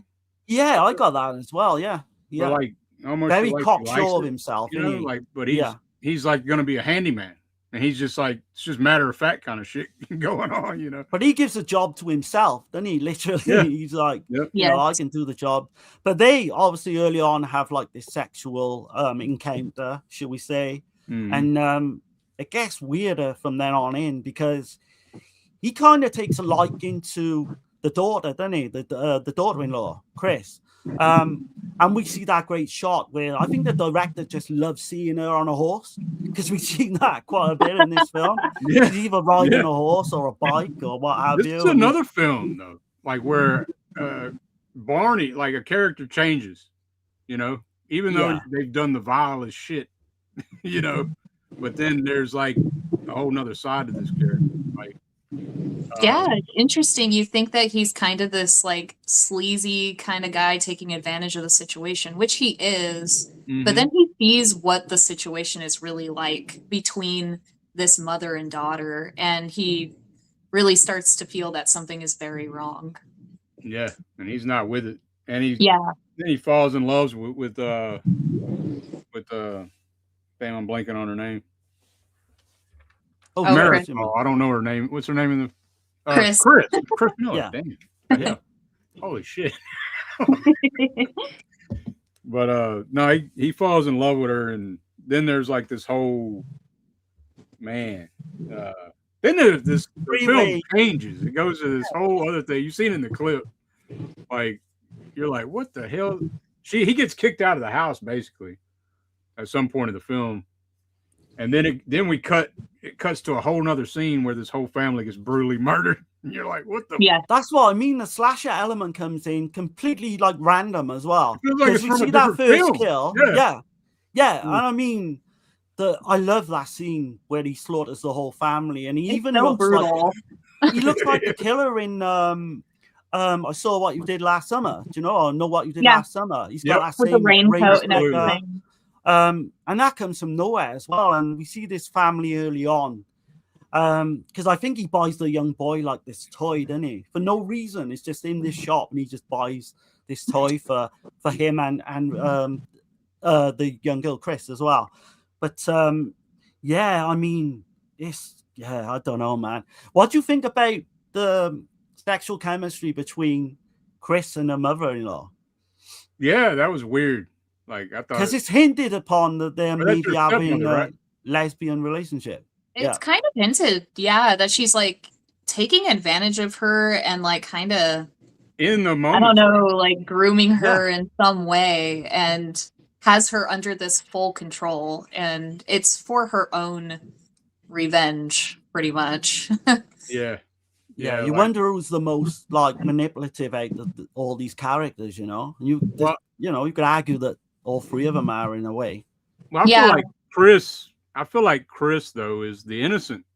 She is. And Even then though I don't think people she's 100% innocent though. No, That's the I thing, mean not you know? it's I think in the beginning though, like she's the innocent one. Okay. And then she's made this way. Right?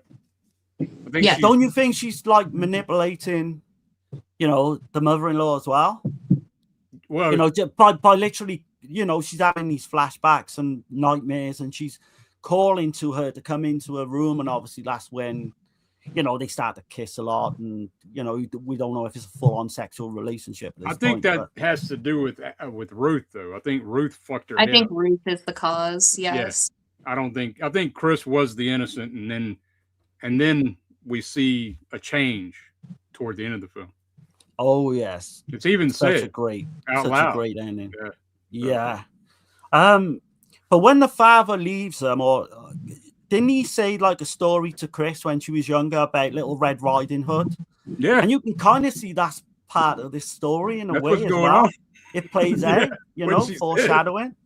But yeah, I mean, you've got to love the way this kind of goes, I think, because you got the whole. It's almost like two stories. You've got the whole serial killer in the background, and I think the serial killer has got like up to 7 victims before he murders that family, because Barney reads it in the paper, in the newspaper.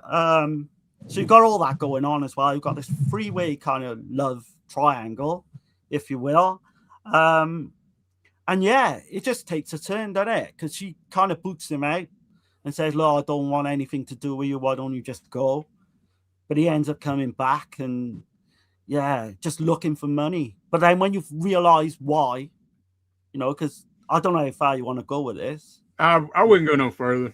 I'd leave. All right, so I will say then, yeah. So there's a reason why, which is kind of a decent twist, I think. And yeah, the way it plays out, I think, is so good. And on the first watch, I didn't figure out the killer, right? No. So, but after you watch it, then you're like, oh, there's a huge fucking clue. Yes. Oh yeah, gives it away, But it's completely random the way they just explain that, the killer towards the end, and who's to say whether the whole town they all start getting excited, the killer's been caught. But I mean, I thought he was innocent until you're proven guilty, so who's to say? But yeah, it's a nice twist. Yeah, it's how can I put it? And then also it leaves some shit unanswered too. What's going to happen at the very end, right? It does. But I think doom kind of sets in, which is great to see, because the way these characters play out, that's all I say is something else is going on in the background, and then it ends. But I love it, man. I love it. Yeah, you're kind of left with this feeling of it's only a matter of time. Oh yeah. And with them having their suspicions on this one character as well, I think we can say that, they're heavily suspicious that this Barney is the serial killer. And there just takes a complete 180. Yes. Love it. Love it. I think that's as far as we'll go with the story. We'll go, yeah. And all I got to say is them damn peas, man. Oh, yeah. That's the bit of a thing. I'll just leave it at that. Nobody's going to know what the hell I'm talking about until they get to the end. So yeah. No, this one's I thought that was really good. Yeah. It is worth it, I think, this for slasher fans, Giallo fans. Absolutely. Yeah. It's got such a good, because it's almost 2 hours, but it's got such a good kind of the way it goes. It's not slow, I don't think. It's not like a slow build. I think there's always something kind of going on. Yes.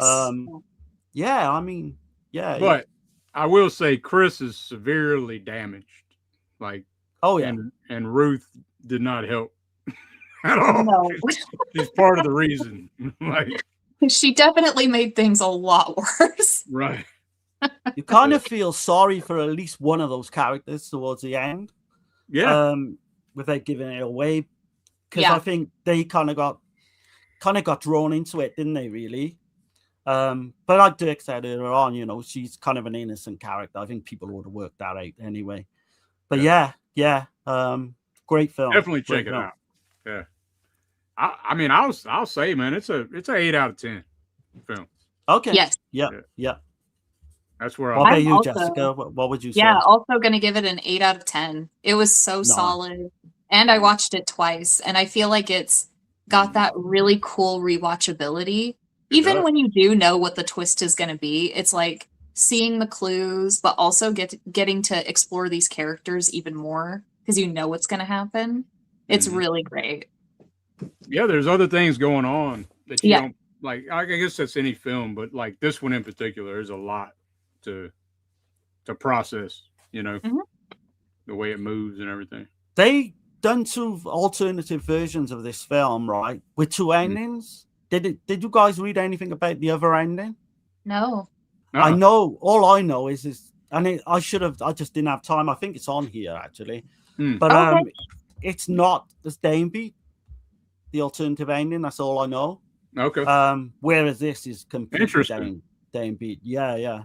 I should have seen that. I should have tried and got a chance to watch that beforehand. But yeah, this pretty much 2 cuts of the film. Wow. But that, you know, it's more ambiguous, I guess. Like, you know. Right. And this was also called, right? Sorry, the original working title for this was called YY. And the letters YY over the chromosomes. Oh yeah. Because at the time it was a big thing with Argento's The Cat o' Nine Tails. Right. And then this is it actually in the storyline to this where they actually thought at the time this was a real thing, which it got debunked later, of if you got a certain chromosome, you're a criminal. Or you got criminal tendencies, I think it's called. Psychopath, yeah. So there's that. You know, that's what it was going to be called early on. And I think Argento made that kind of popular at the time as well. Mm-hmm. Did you get any kind of vibes from Les Diabolique? I did. There's a little bit. There's a little bit in there. Little bit. That was the other one I was going to bring up that it reminded me a lot of. It does, doesn't it? So many films, man. Like that. Yeah. That film. We did cover that one at one point, and that one's, I mean, it's in the mind of all these directors, and it's kind of top tier. Yeah. There's kind of like a psychological family drama part as well. And I was reading up as well whatever happened to Baby Jane. Kind of got some vibes of that in here as well. Definitely. Yeah. I've not seen it, but yeah, I'm interested in seeing that. Yeah. But yeah, I mean, I don't know if you guys got anything else you want to mention. I'm good. It's so good. I just highly recommend it. I really do. Yeah, it's a great one. Put on like a rainy, stormy night, you know. Oh, perfect. Yeah. Yeah. And then ironically, the Barney character wanted to go to like Spain to get away from the rain as well. He says at one point. That's all it does is rain. He just followed his ass there, right? Yeah. So he's cursed. This had like weird kind of titles on the grande circuit as well. It was called Patty Cake. And another title for it was Killer Man, which is weird. I don't know. I guess that kind of fits, but I think Corruption of Chris Miller is perfect. Oh yeah. Absolutely. And they brought it back out in '79 as well off the death of Jean Seberg. They tried to like kind of like profit from her death by bringing it out again. But yeah, I mean, I'm personally I'm like an 8.5. Okay. And it might I can see it going up to 1.9. Yeah, same. Yeah.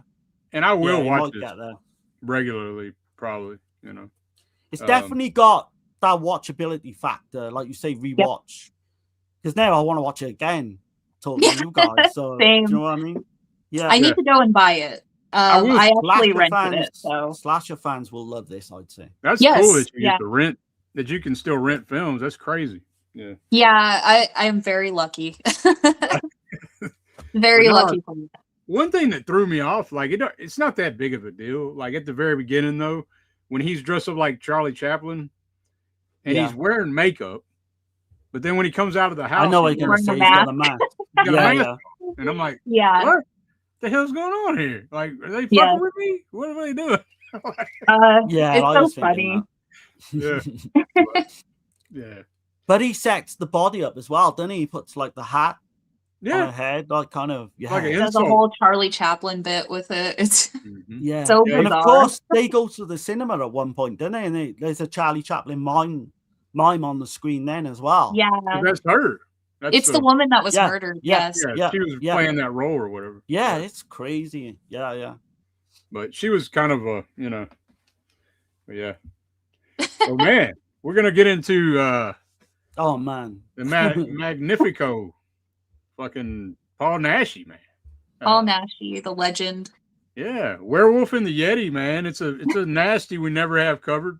So like I figured it'd be a good time to do it. But what I'm gonna do is I'm gonna play the clip right quick. Okay. And we'll get into it. Yeah. All right, here we go.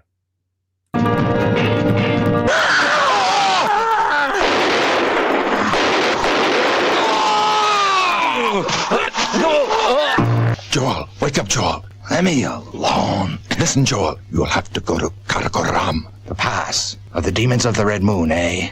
Well, I was sure that one day I'd return to hear its howls. I was sure. You're not afraid of those demons? those demons. I carry them inside my body. Joel and I will go ahead and explore the pass. The rest of the expedition will remain at the base camp. All of a sudden, they changed their minds and decided to join up with us. I don't trust them. We're gonna have trouble because of that pothead.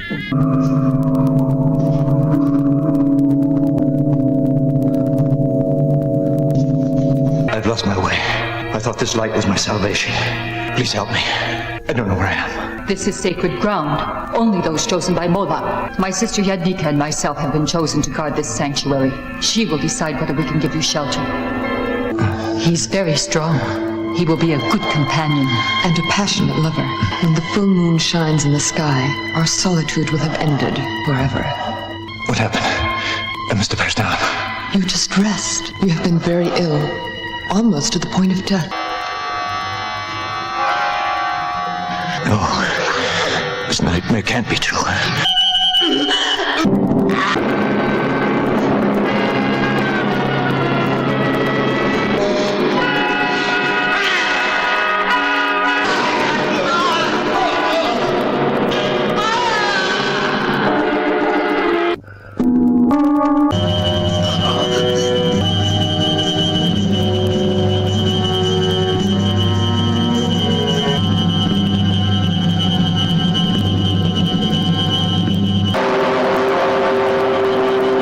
Two beautiful young girls, flowering and white. A good booty for which Saka Khan will pay us handsomely. Give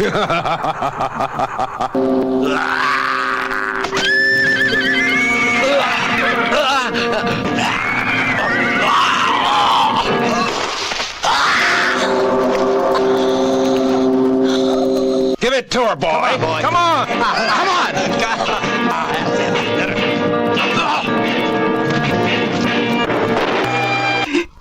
As of now, all your powers of destruction, your strength are mine, do you hear? You will obey me, as a man and as a beast. Have you decided what you want to do? Oh, I'm sure you see it's useless to resist the desires of Vandessa. No one disobeys her.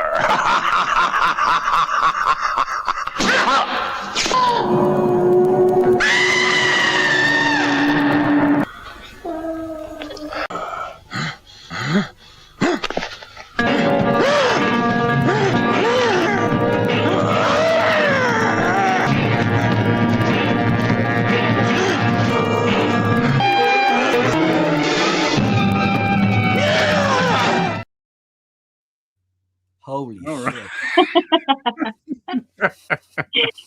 Wow, where'd you begin with this one? I was literally thinking, what the fuck did I just watch? Straight after I watched this. But yeah, I mean, go for it. Yeah, man. So this is the 8th film where Nashi plays Valdemar Daninsky. This was made the Video Nasty 39 DPP list, so it was number 38. Why do you think that was, though? Well, I got it. So due to the graphic violence, the flayings where she peels the skin off of the girl, the torture, the combination of that with the nudity. Okay.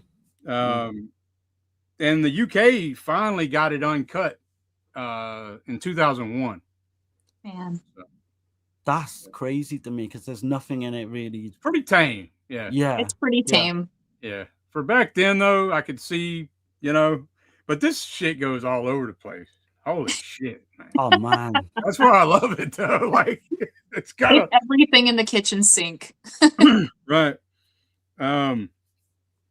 You got the director is Miguel Iglesias, or M.I. Bonds. He 6 decades as a director.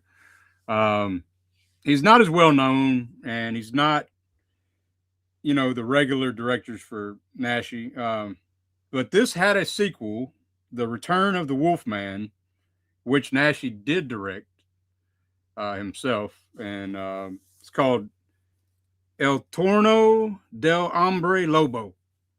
So The Return of the Wolfman. But yeah, this director's, he had like 37 credits, mostly low budget exploitation, dramas, adventures, musicals, and comedies. So, which I can see. Yeah. Right. But there's another film he did called Kilma, Queen of the Jungle, in 1974. It's like an African setting, jungle adventure film. But I think Nashy's in that one. He's like, he plays the uncle. There's like a millionaire and his daughter. The plane crashes. They're trying to find diamonds or some shit. And then Nashy's got to go find her. Then he did another film called Rape, 1976. So yeah. It's a mystery supernatural film. Believe it or not. Weirdly enough, Very the cinematographer is the same. Yeah. Yeah. The same cinematographer as this as well. But that Rape movie had sleazy nudity, poltergeist possession type shit with an eerie cabin, mountain isolation setting. So, all right. Why wasn't that on the Video Nasties list? That's all I want to know. Right. Yeah, especially being called that as well. Yeah. Idol, yeah. But yeah, I'd mentioned Nashy talking about Franco, like saying he wasn't as strict as people say he was, or whatever. And I'm like, what the hell? That kind of threw me off. But the writer, of course, is Jacinto Molina, Paul Naschy himself. Yes. So, and he got the name, I believe he got the name from a bodybuilder that he admired. I'm trying to remember his name, but he made it sound more German because German distributors didn't want him to use his real name. They said it sounded too Spanish or whatever. And but he also took his name from Pope Paul VI. Oh shit! Really? Yeah. Okay. So yeah, man. I'm not gonna bore everybody with all the facts I got on Naschy, but it's a hell of a career, man. I got like a page on it. You want to mention some stuff, Jessica, on Naschy? Let's see. I know that he was in over 119 films in his career. His career spanned over 50 years. Long time. And I think you might have mentioned in the beginning that he was most well known for playing the werewolf, the Valdemar Daninsky. Yeah. And he did that 12 times, which is incredible. He had some people say 13 because he had a small cameo film, or some shit, but you know. Yeah, I was kind of reading like there was a lost film or a cameo or something. It was a little unclear, so I'm gonna have to go back and read some stuff. But I was actually reading this. Just quick shout out to Dark Side magazine if you could get a hold of it.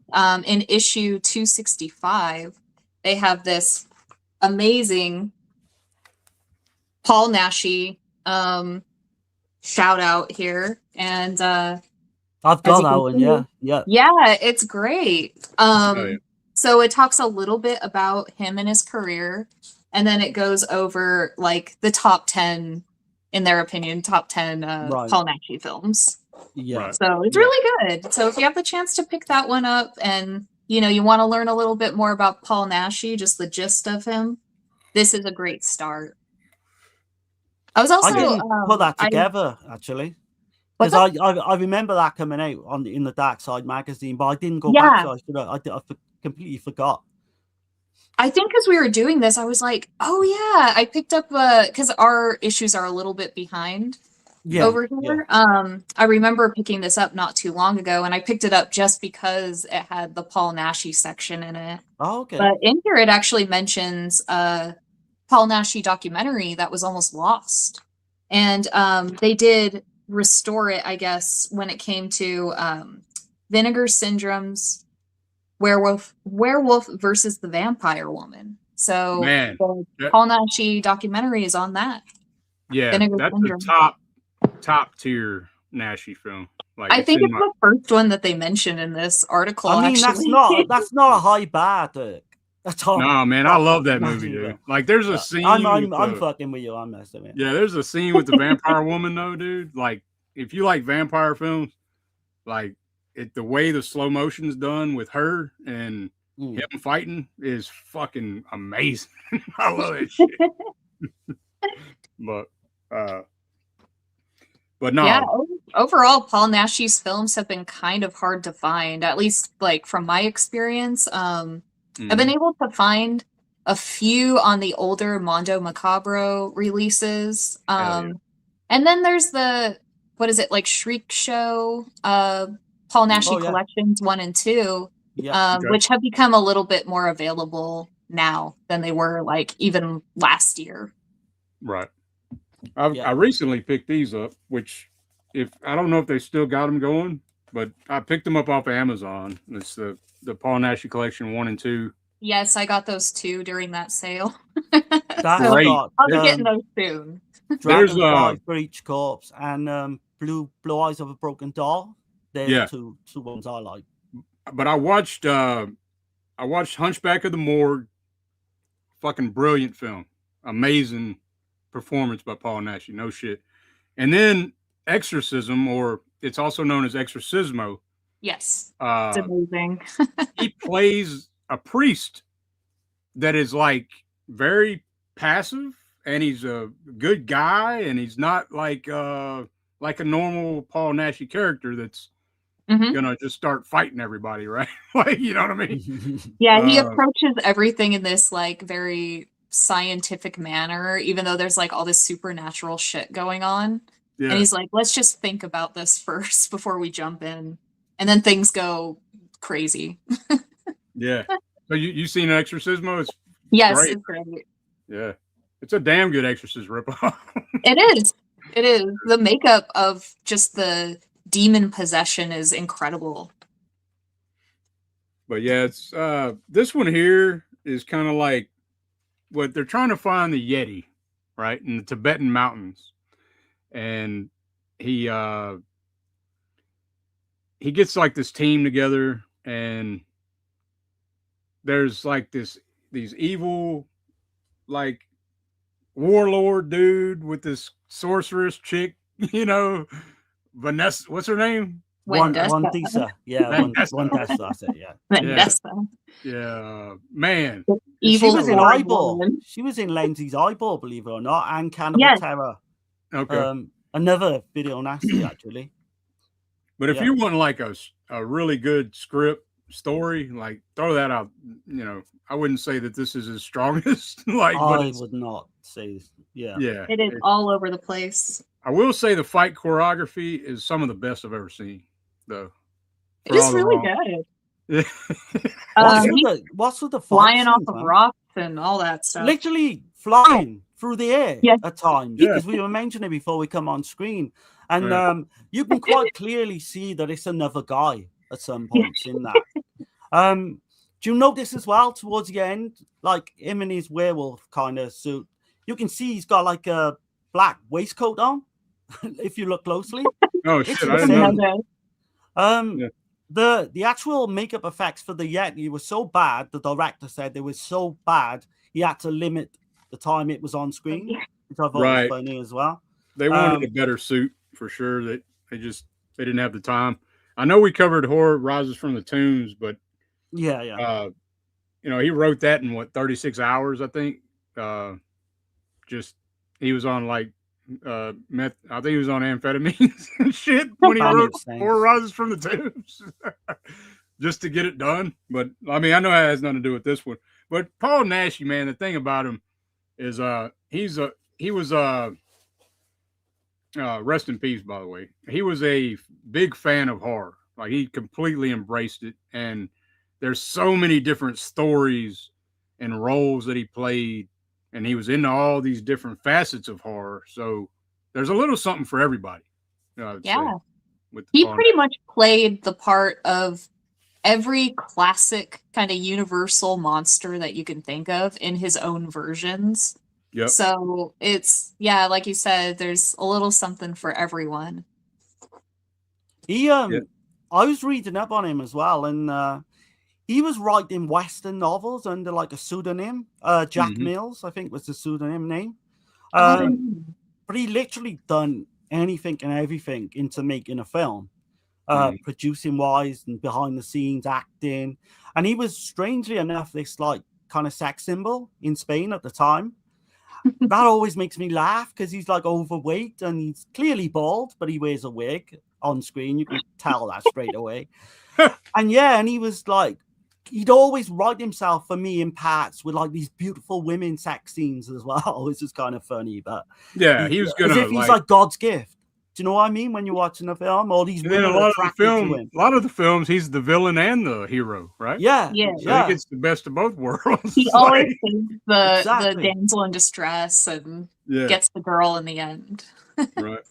And he's kind of like a werewolf in this with a conscience as well, because he tells his girlfriend to not be near him when he's near enough going to change, which is, I don't know, it's kind of crazy. And he's stopping like rape from happening. So like his werewolf seems like a superhero werewolf. Yes, right? definitely. which I dig, man. There's some comic books too. Like he wanted to write comic books, I believe, early on, and it just didn't pan out or whatever. But there's a sequel to there's a sequel to Horror Rises from the Tomb called Panic Beats. Have you seen that one? I've not seen it, but I've heard of it. Yeah, I want to check it out, man. I like that character. That I was early 80s, I think 82, I believe. 83. Okay. Alaric D. Marnak or whatever from Yeah. Horror Rises from the Tomb. Yeah. He only played him twice, but I still like that character, man. I like that character a lot. Yeah. But no, man.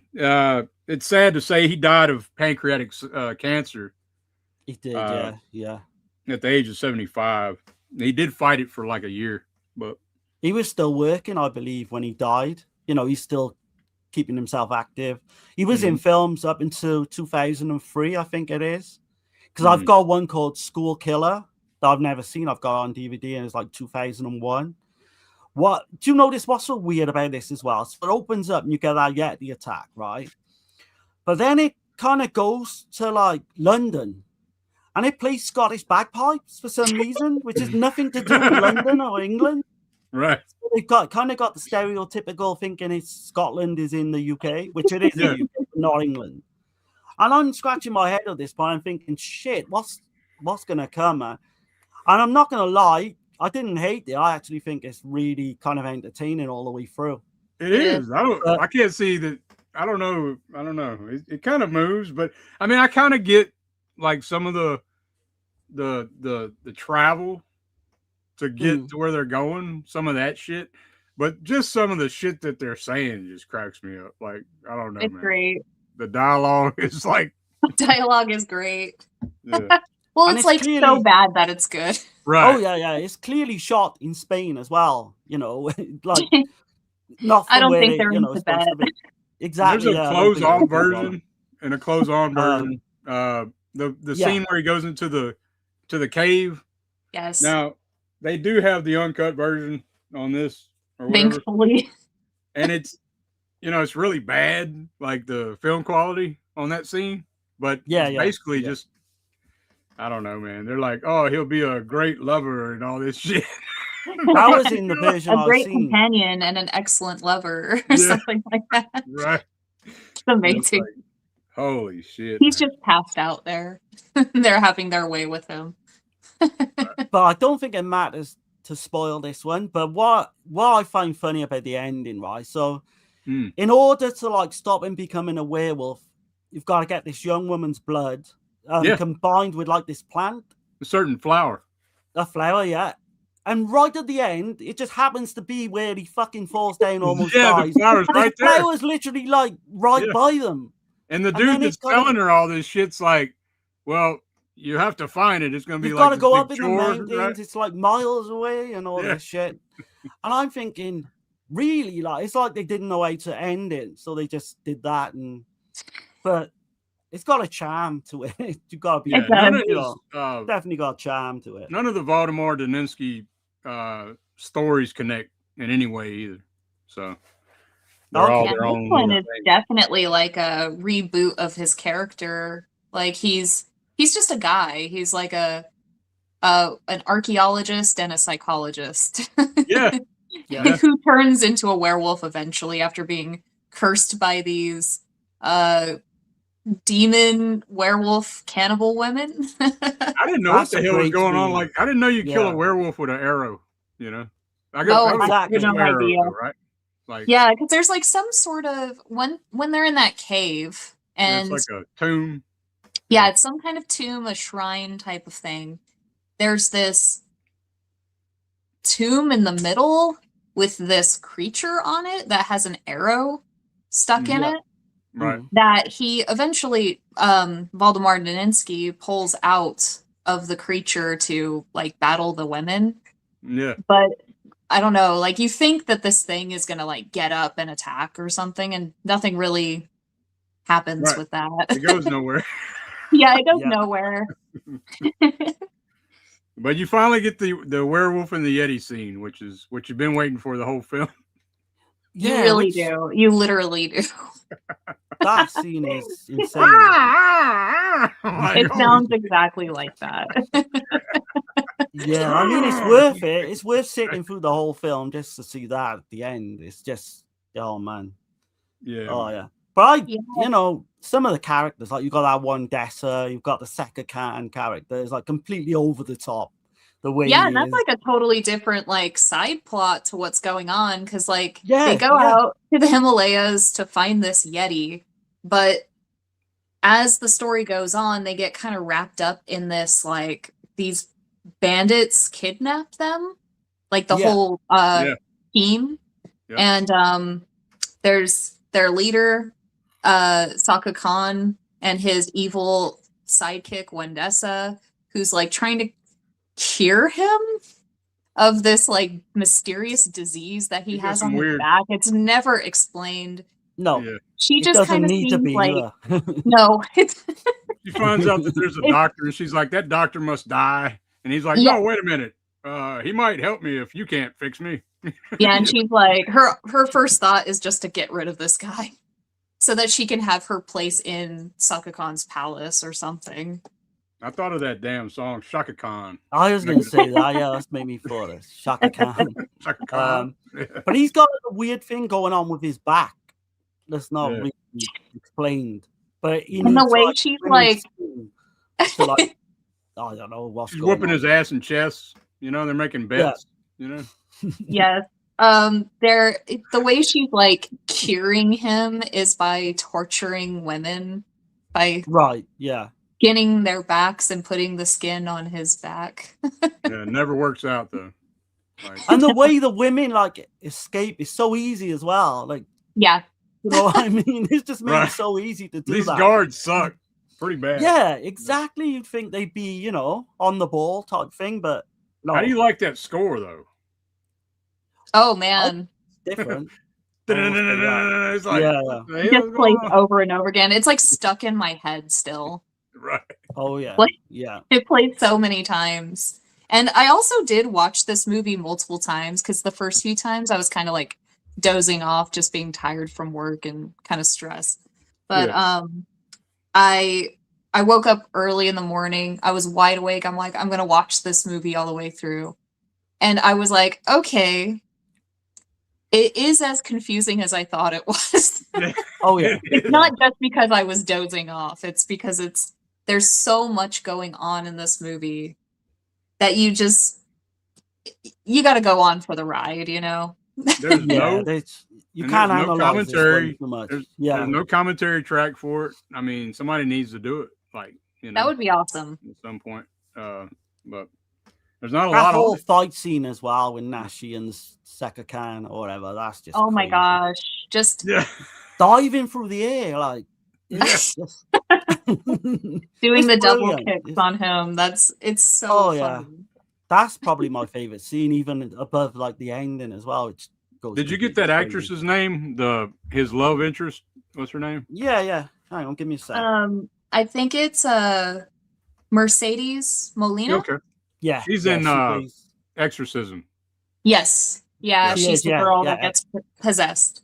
She plays Sylvia. She gets naked as well, which I didn't expect at one point. In this Yeah. type of film.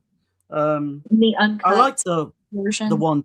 Yeah, yeah. I like the Wandessa character as well. I think she's brilliant. Oh, Completely over Sylvia the top. Solar. She Yeah. reminds Yeah. me of somebody. I can't figure out what it is though. But She's in Eyeball, but I'm trying to work out where Yeah. she is in that film. Yeah. Yeah, yeah. I need to go back and see which one she She played. kind of reminds me of Karen Black. Okay. Yeah. Yeah, Yeah. I get that. I can see that. Yeah, that's who it is. Yeah. But no, man, for me, this one, it's not like high tier, but I still, for me, it's like a 6 out of 10. You know what I'm saying? It's not Okay. That's fair. not. I know what it is. I have fun with it. There's some better Nashi films though, for sure, where you can see his acting abilities better. But that shot when he's on that Yeti's back and he bites, I love that shit. I love the way Yeah. that looks. It's one particular shot.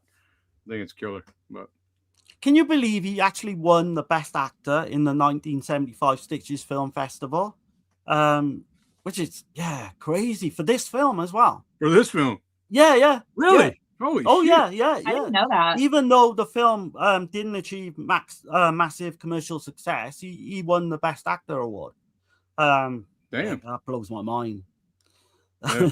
Well, this is like considered in the top 3, like as far as like his top 3 or whatever, from most people, I guess you would say. I don't think I would say that though. I wouldn't say that either. Yeah. It's definitely kind of like, because I would also give it about a 6 out of 10, maybe a 7, because I just had so much fun with it. But I was definitely in that right frame of mind to watch something like this, because, Right. like you, I knew exactly what I was getting into. Right. But it's kind of like a junk food movie. Like, it's a comfort kind of movie where you just throw it on and it's just going to be a good time. Can't take it too seriously. Oh, Yeah. you want to watch it with a group of people, I would say. This would be Absolutely. great yeah. for like a It's fun. screening, I would say. Yeah. Yes. Maybe, I don't know, smoke a joint or something while you're watching it. 'cause, Absolutely. I think it's 100%. perfect for that. It's a loose rework from the ideas of his earlier Fury of the Wolfman 1970 film. I was reading. But yeah, I mean, released December 1975 in Spain, but later on in other countries, in the US in 77, I believe. For me, it's like, I was wrestling what to give this out of 10. I was thinking like 3 at one point, but it kind of won me over towards the end. So I'm going to give it like a 4, a generous 4 out of 10. Yeah. But that's just in terms of like a film. In terms of like entertainment value, it is like a 7 or 8, I think. Yeah. Okay. Cool. But take That's that fair. with a pinch of salt, people watching. Yeah. You know? Like there's certain films Yeah. like that that aren't great per se, like some Fragasso films, or you know what I mean? Right. It's like still- Jessica said, it's great fun. That's Yeah. the main kind It's of a thing you junk get from food it. movie. Yeah, Right. yeah, definitely. But 72 was like his best year. He did the 7 films that year. He wrote and starred in 7 films. It's like the peak of Nashi. His favorite director was Leon Klimovsky, and they worked 8 times together. He's done a few And Giallo films. he gave Eduardo Fajardo, I love that name. by the Yeah, way. he comes up a lot on this Yeah. on this show. He gave him high praise because he was kind of building him up when he was down, like when people was like coming down on him or whatever. So he gave him high praise for that. And his favorite co-star was Julia Sally. She was also a co-producer. Okay. Yeah, yeah. But if you got to check out Horror Express, man, he plays a mad priest, and it's fucking great. But I was looking through some of his earlier films as well. So he done the Crimes of Petticoat in 70. That was a 72 as well. Yeah. But he did King Dracula's Great Love, which I kind of want to see as well. Right. Yeah. He played Dracula. Inquisition from 77. Yeah, I mean, I heard that one kind of brought his he career wrote that as well, down. didn't he? Yeah, yeah. I heard that's the one where it took a turn, because he was like big until like 85. Right. And then- Yeah. But there is a fun little film, man, called Night of the Executioner. It's a Death Wish ripoff. You can check it I out. heard of that one. Yeah. And Mondo Macabro put that out. So it's a pretty good one. But he's in one of the shittiest Giallo films ever made as well. Like The Killer is one of 13. Can you remember watching that? Doug? Oh yeah, man. That is man. fucking slog fest. Yeah. It's not as bad as Police Are Blundering in the Dark, though. I wouldn't say. Oh no, I like Police Is Blundering in the Dark. Yeah, it's that shit. I don't know. Well, we differ on that one. But yeah, man. Y'all got anything else y'all want to say about old Paul Nash? This has been fun, by the way. Yeah. Definitely been a good week. Yeah. I would definitely say if you're in the mood for kind of like those Universal Monster sequels, but you want something a little bit more European. Yeah. Go for this one. Oh yeah, 100%. I was gonna show your artwork off again. Anybody interested in Jessica's artwork? Y'all could find her on Instagram. I put her Instagram in the description. Yeah. Let's see. So I'm gonna show. I'll show you. I'll run through the artwork because I know people are coming in and out on here. Right here. Sorry, yeah. All right, here we go. And there's the man we've been talking about. Yeah. I didn't realize you just did that. So. Yeah, I just did it. That's awesome. I'm working on another piece right now too, so. Okay. Cool. Oh, another Nashi piece, is it? It's not. I'm not going to say what it is, but I will say that it is a classic Italian horror movie by the great Mario Bava. Oh, shit. Nice. Okay. Awesome. Nice. Yeah, these are great. Yeah, man. Thank you. You kind of capture everything about that character in there. Yeah, my main thing is always just, it's not about capturing an exact portrait. It's more about the personality of the character. Exactly. Yeah. You definitely got your own style as well. Like Thank you. Yeah, I think that's probably one of the hardest things to do as an artist is just hone in on your own style. Right.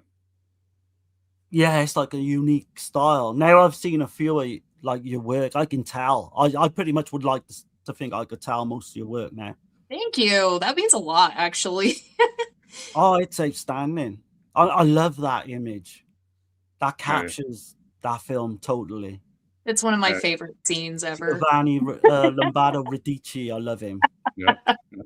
Poor Radici. Oh man. Yeah, you got to do an absurd one actually. I would love to. Yes. You capture that character so well. I'd love to see an absurd one. And that was the one I was holding back on. So, yeah, it's a little graphic, y'all. Yeah. I love my cannibal film. Nice. Iconic. Yeah. Very iconic. Those are banging. So I'm excited to see what because she's working on the logo. For Eurocrypt and probably get her to do an hour to kill as well.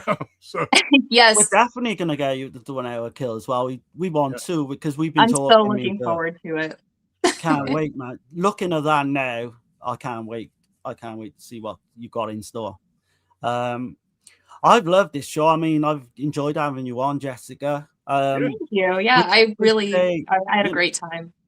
We always say, like, if you ever want to do this, come on again and like be like no pressure, but be like a fairly regular guest, then you're more than welcome. Because you've got like a unique kind of, it's good to get your point of view as well as me and Dirk's, Right.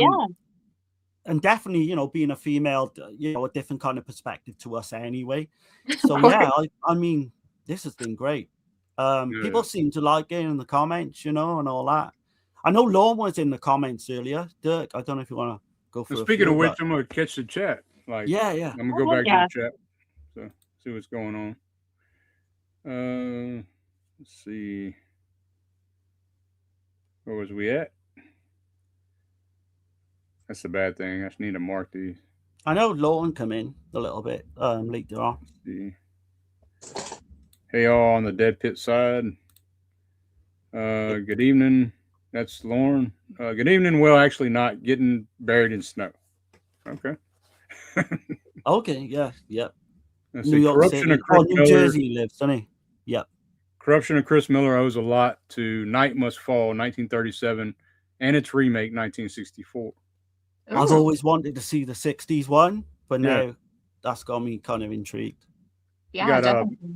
We got Metal Greg in here. Hey, y'all. What's going on? Hey, what's up? Hey. We got CK in here. Hey, balls. Keep Hey, it what's up, creepy man? and eat a big old bowl of spaghetti. Yes, Perfect. always.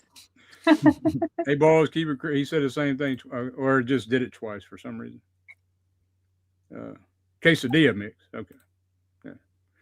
All right. Let's see. Fat Pig says, I like when he goes to Japan to find the cure for his werewolf. Let's see. This lady takes the gimmick a little too seriously. Huh. Okay. Well, whatever. Don't know what the hell that means, but how about, let's see. I got something for that shit.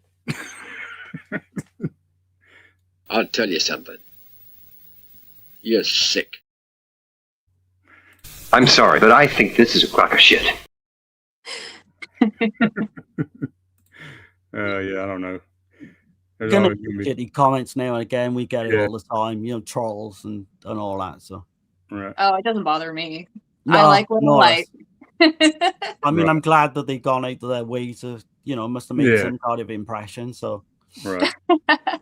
Alan says, well, compared to those Vampire Paul, Werewolf was the good guy. oh yes, Yeah, definitely. What's going on? Klimovsky is an all-timer for me. Yeah. some good films. Yeah. Let's see it. Oh, wow. Nice. You're very talented, Jessica. Yeah. Thank you. Thank you Definitely. very much. I really appreciate it. Hell yeah. He's a top guy, Dan, as well. We do streams with Dan all the time. I actually knew Giovanni. He wasn't big on that movie, but he would have loved your art. Yeah. Yeah, he couldn't stand Lindsay. But He passed away, didn't he, a few years back now? I love him as an actor. I think he's super. Oh, Radici? yeah. Yeah. Yeah, I love Radici. Yeah. Like Cannibal Apocalypse and why. I could watch him in anything, really. House on the Edge of the Park is one of my That's faves. one of my favorites as well. Yeah. That's in my top 10, actually.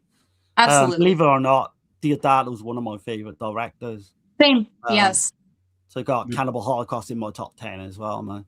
The Deer Hunter says, I watched the Cat 3 Hong Kong classic Run and Kill, one of the wildest movies out there. Okay. I've seen that, I believe. Yeah. Crazy. Okay. Yeah. I haven't seen too many. I've seen the big one. Yeah, I've dipped my toes in those really crazy Cat 3 films of that era. I have not seen that one, but one of my personal favorites is Ebola Syndrome. Yeah, right. That's the I've one. not seen that one, but yeah. I've seen that one. That's the one I've seen. Yeah. Yeah. It's Is a that lot. the one that the Deadlift guys did?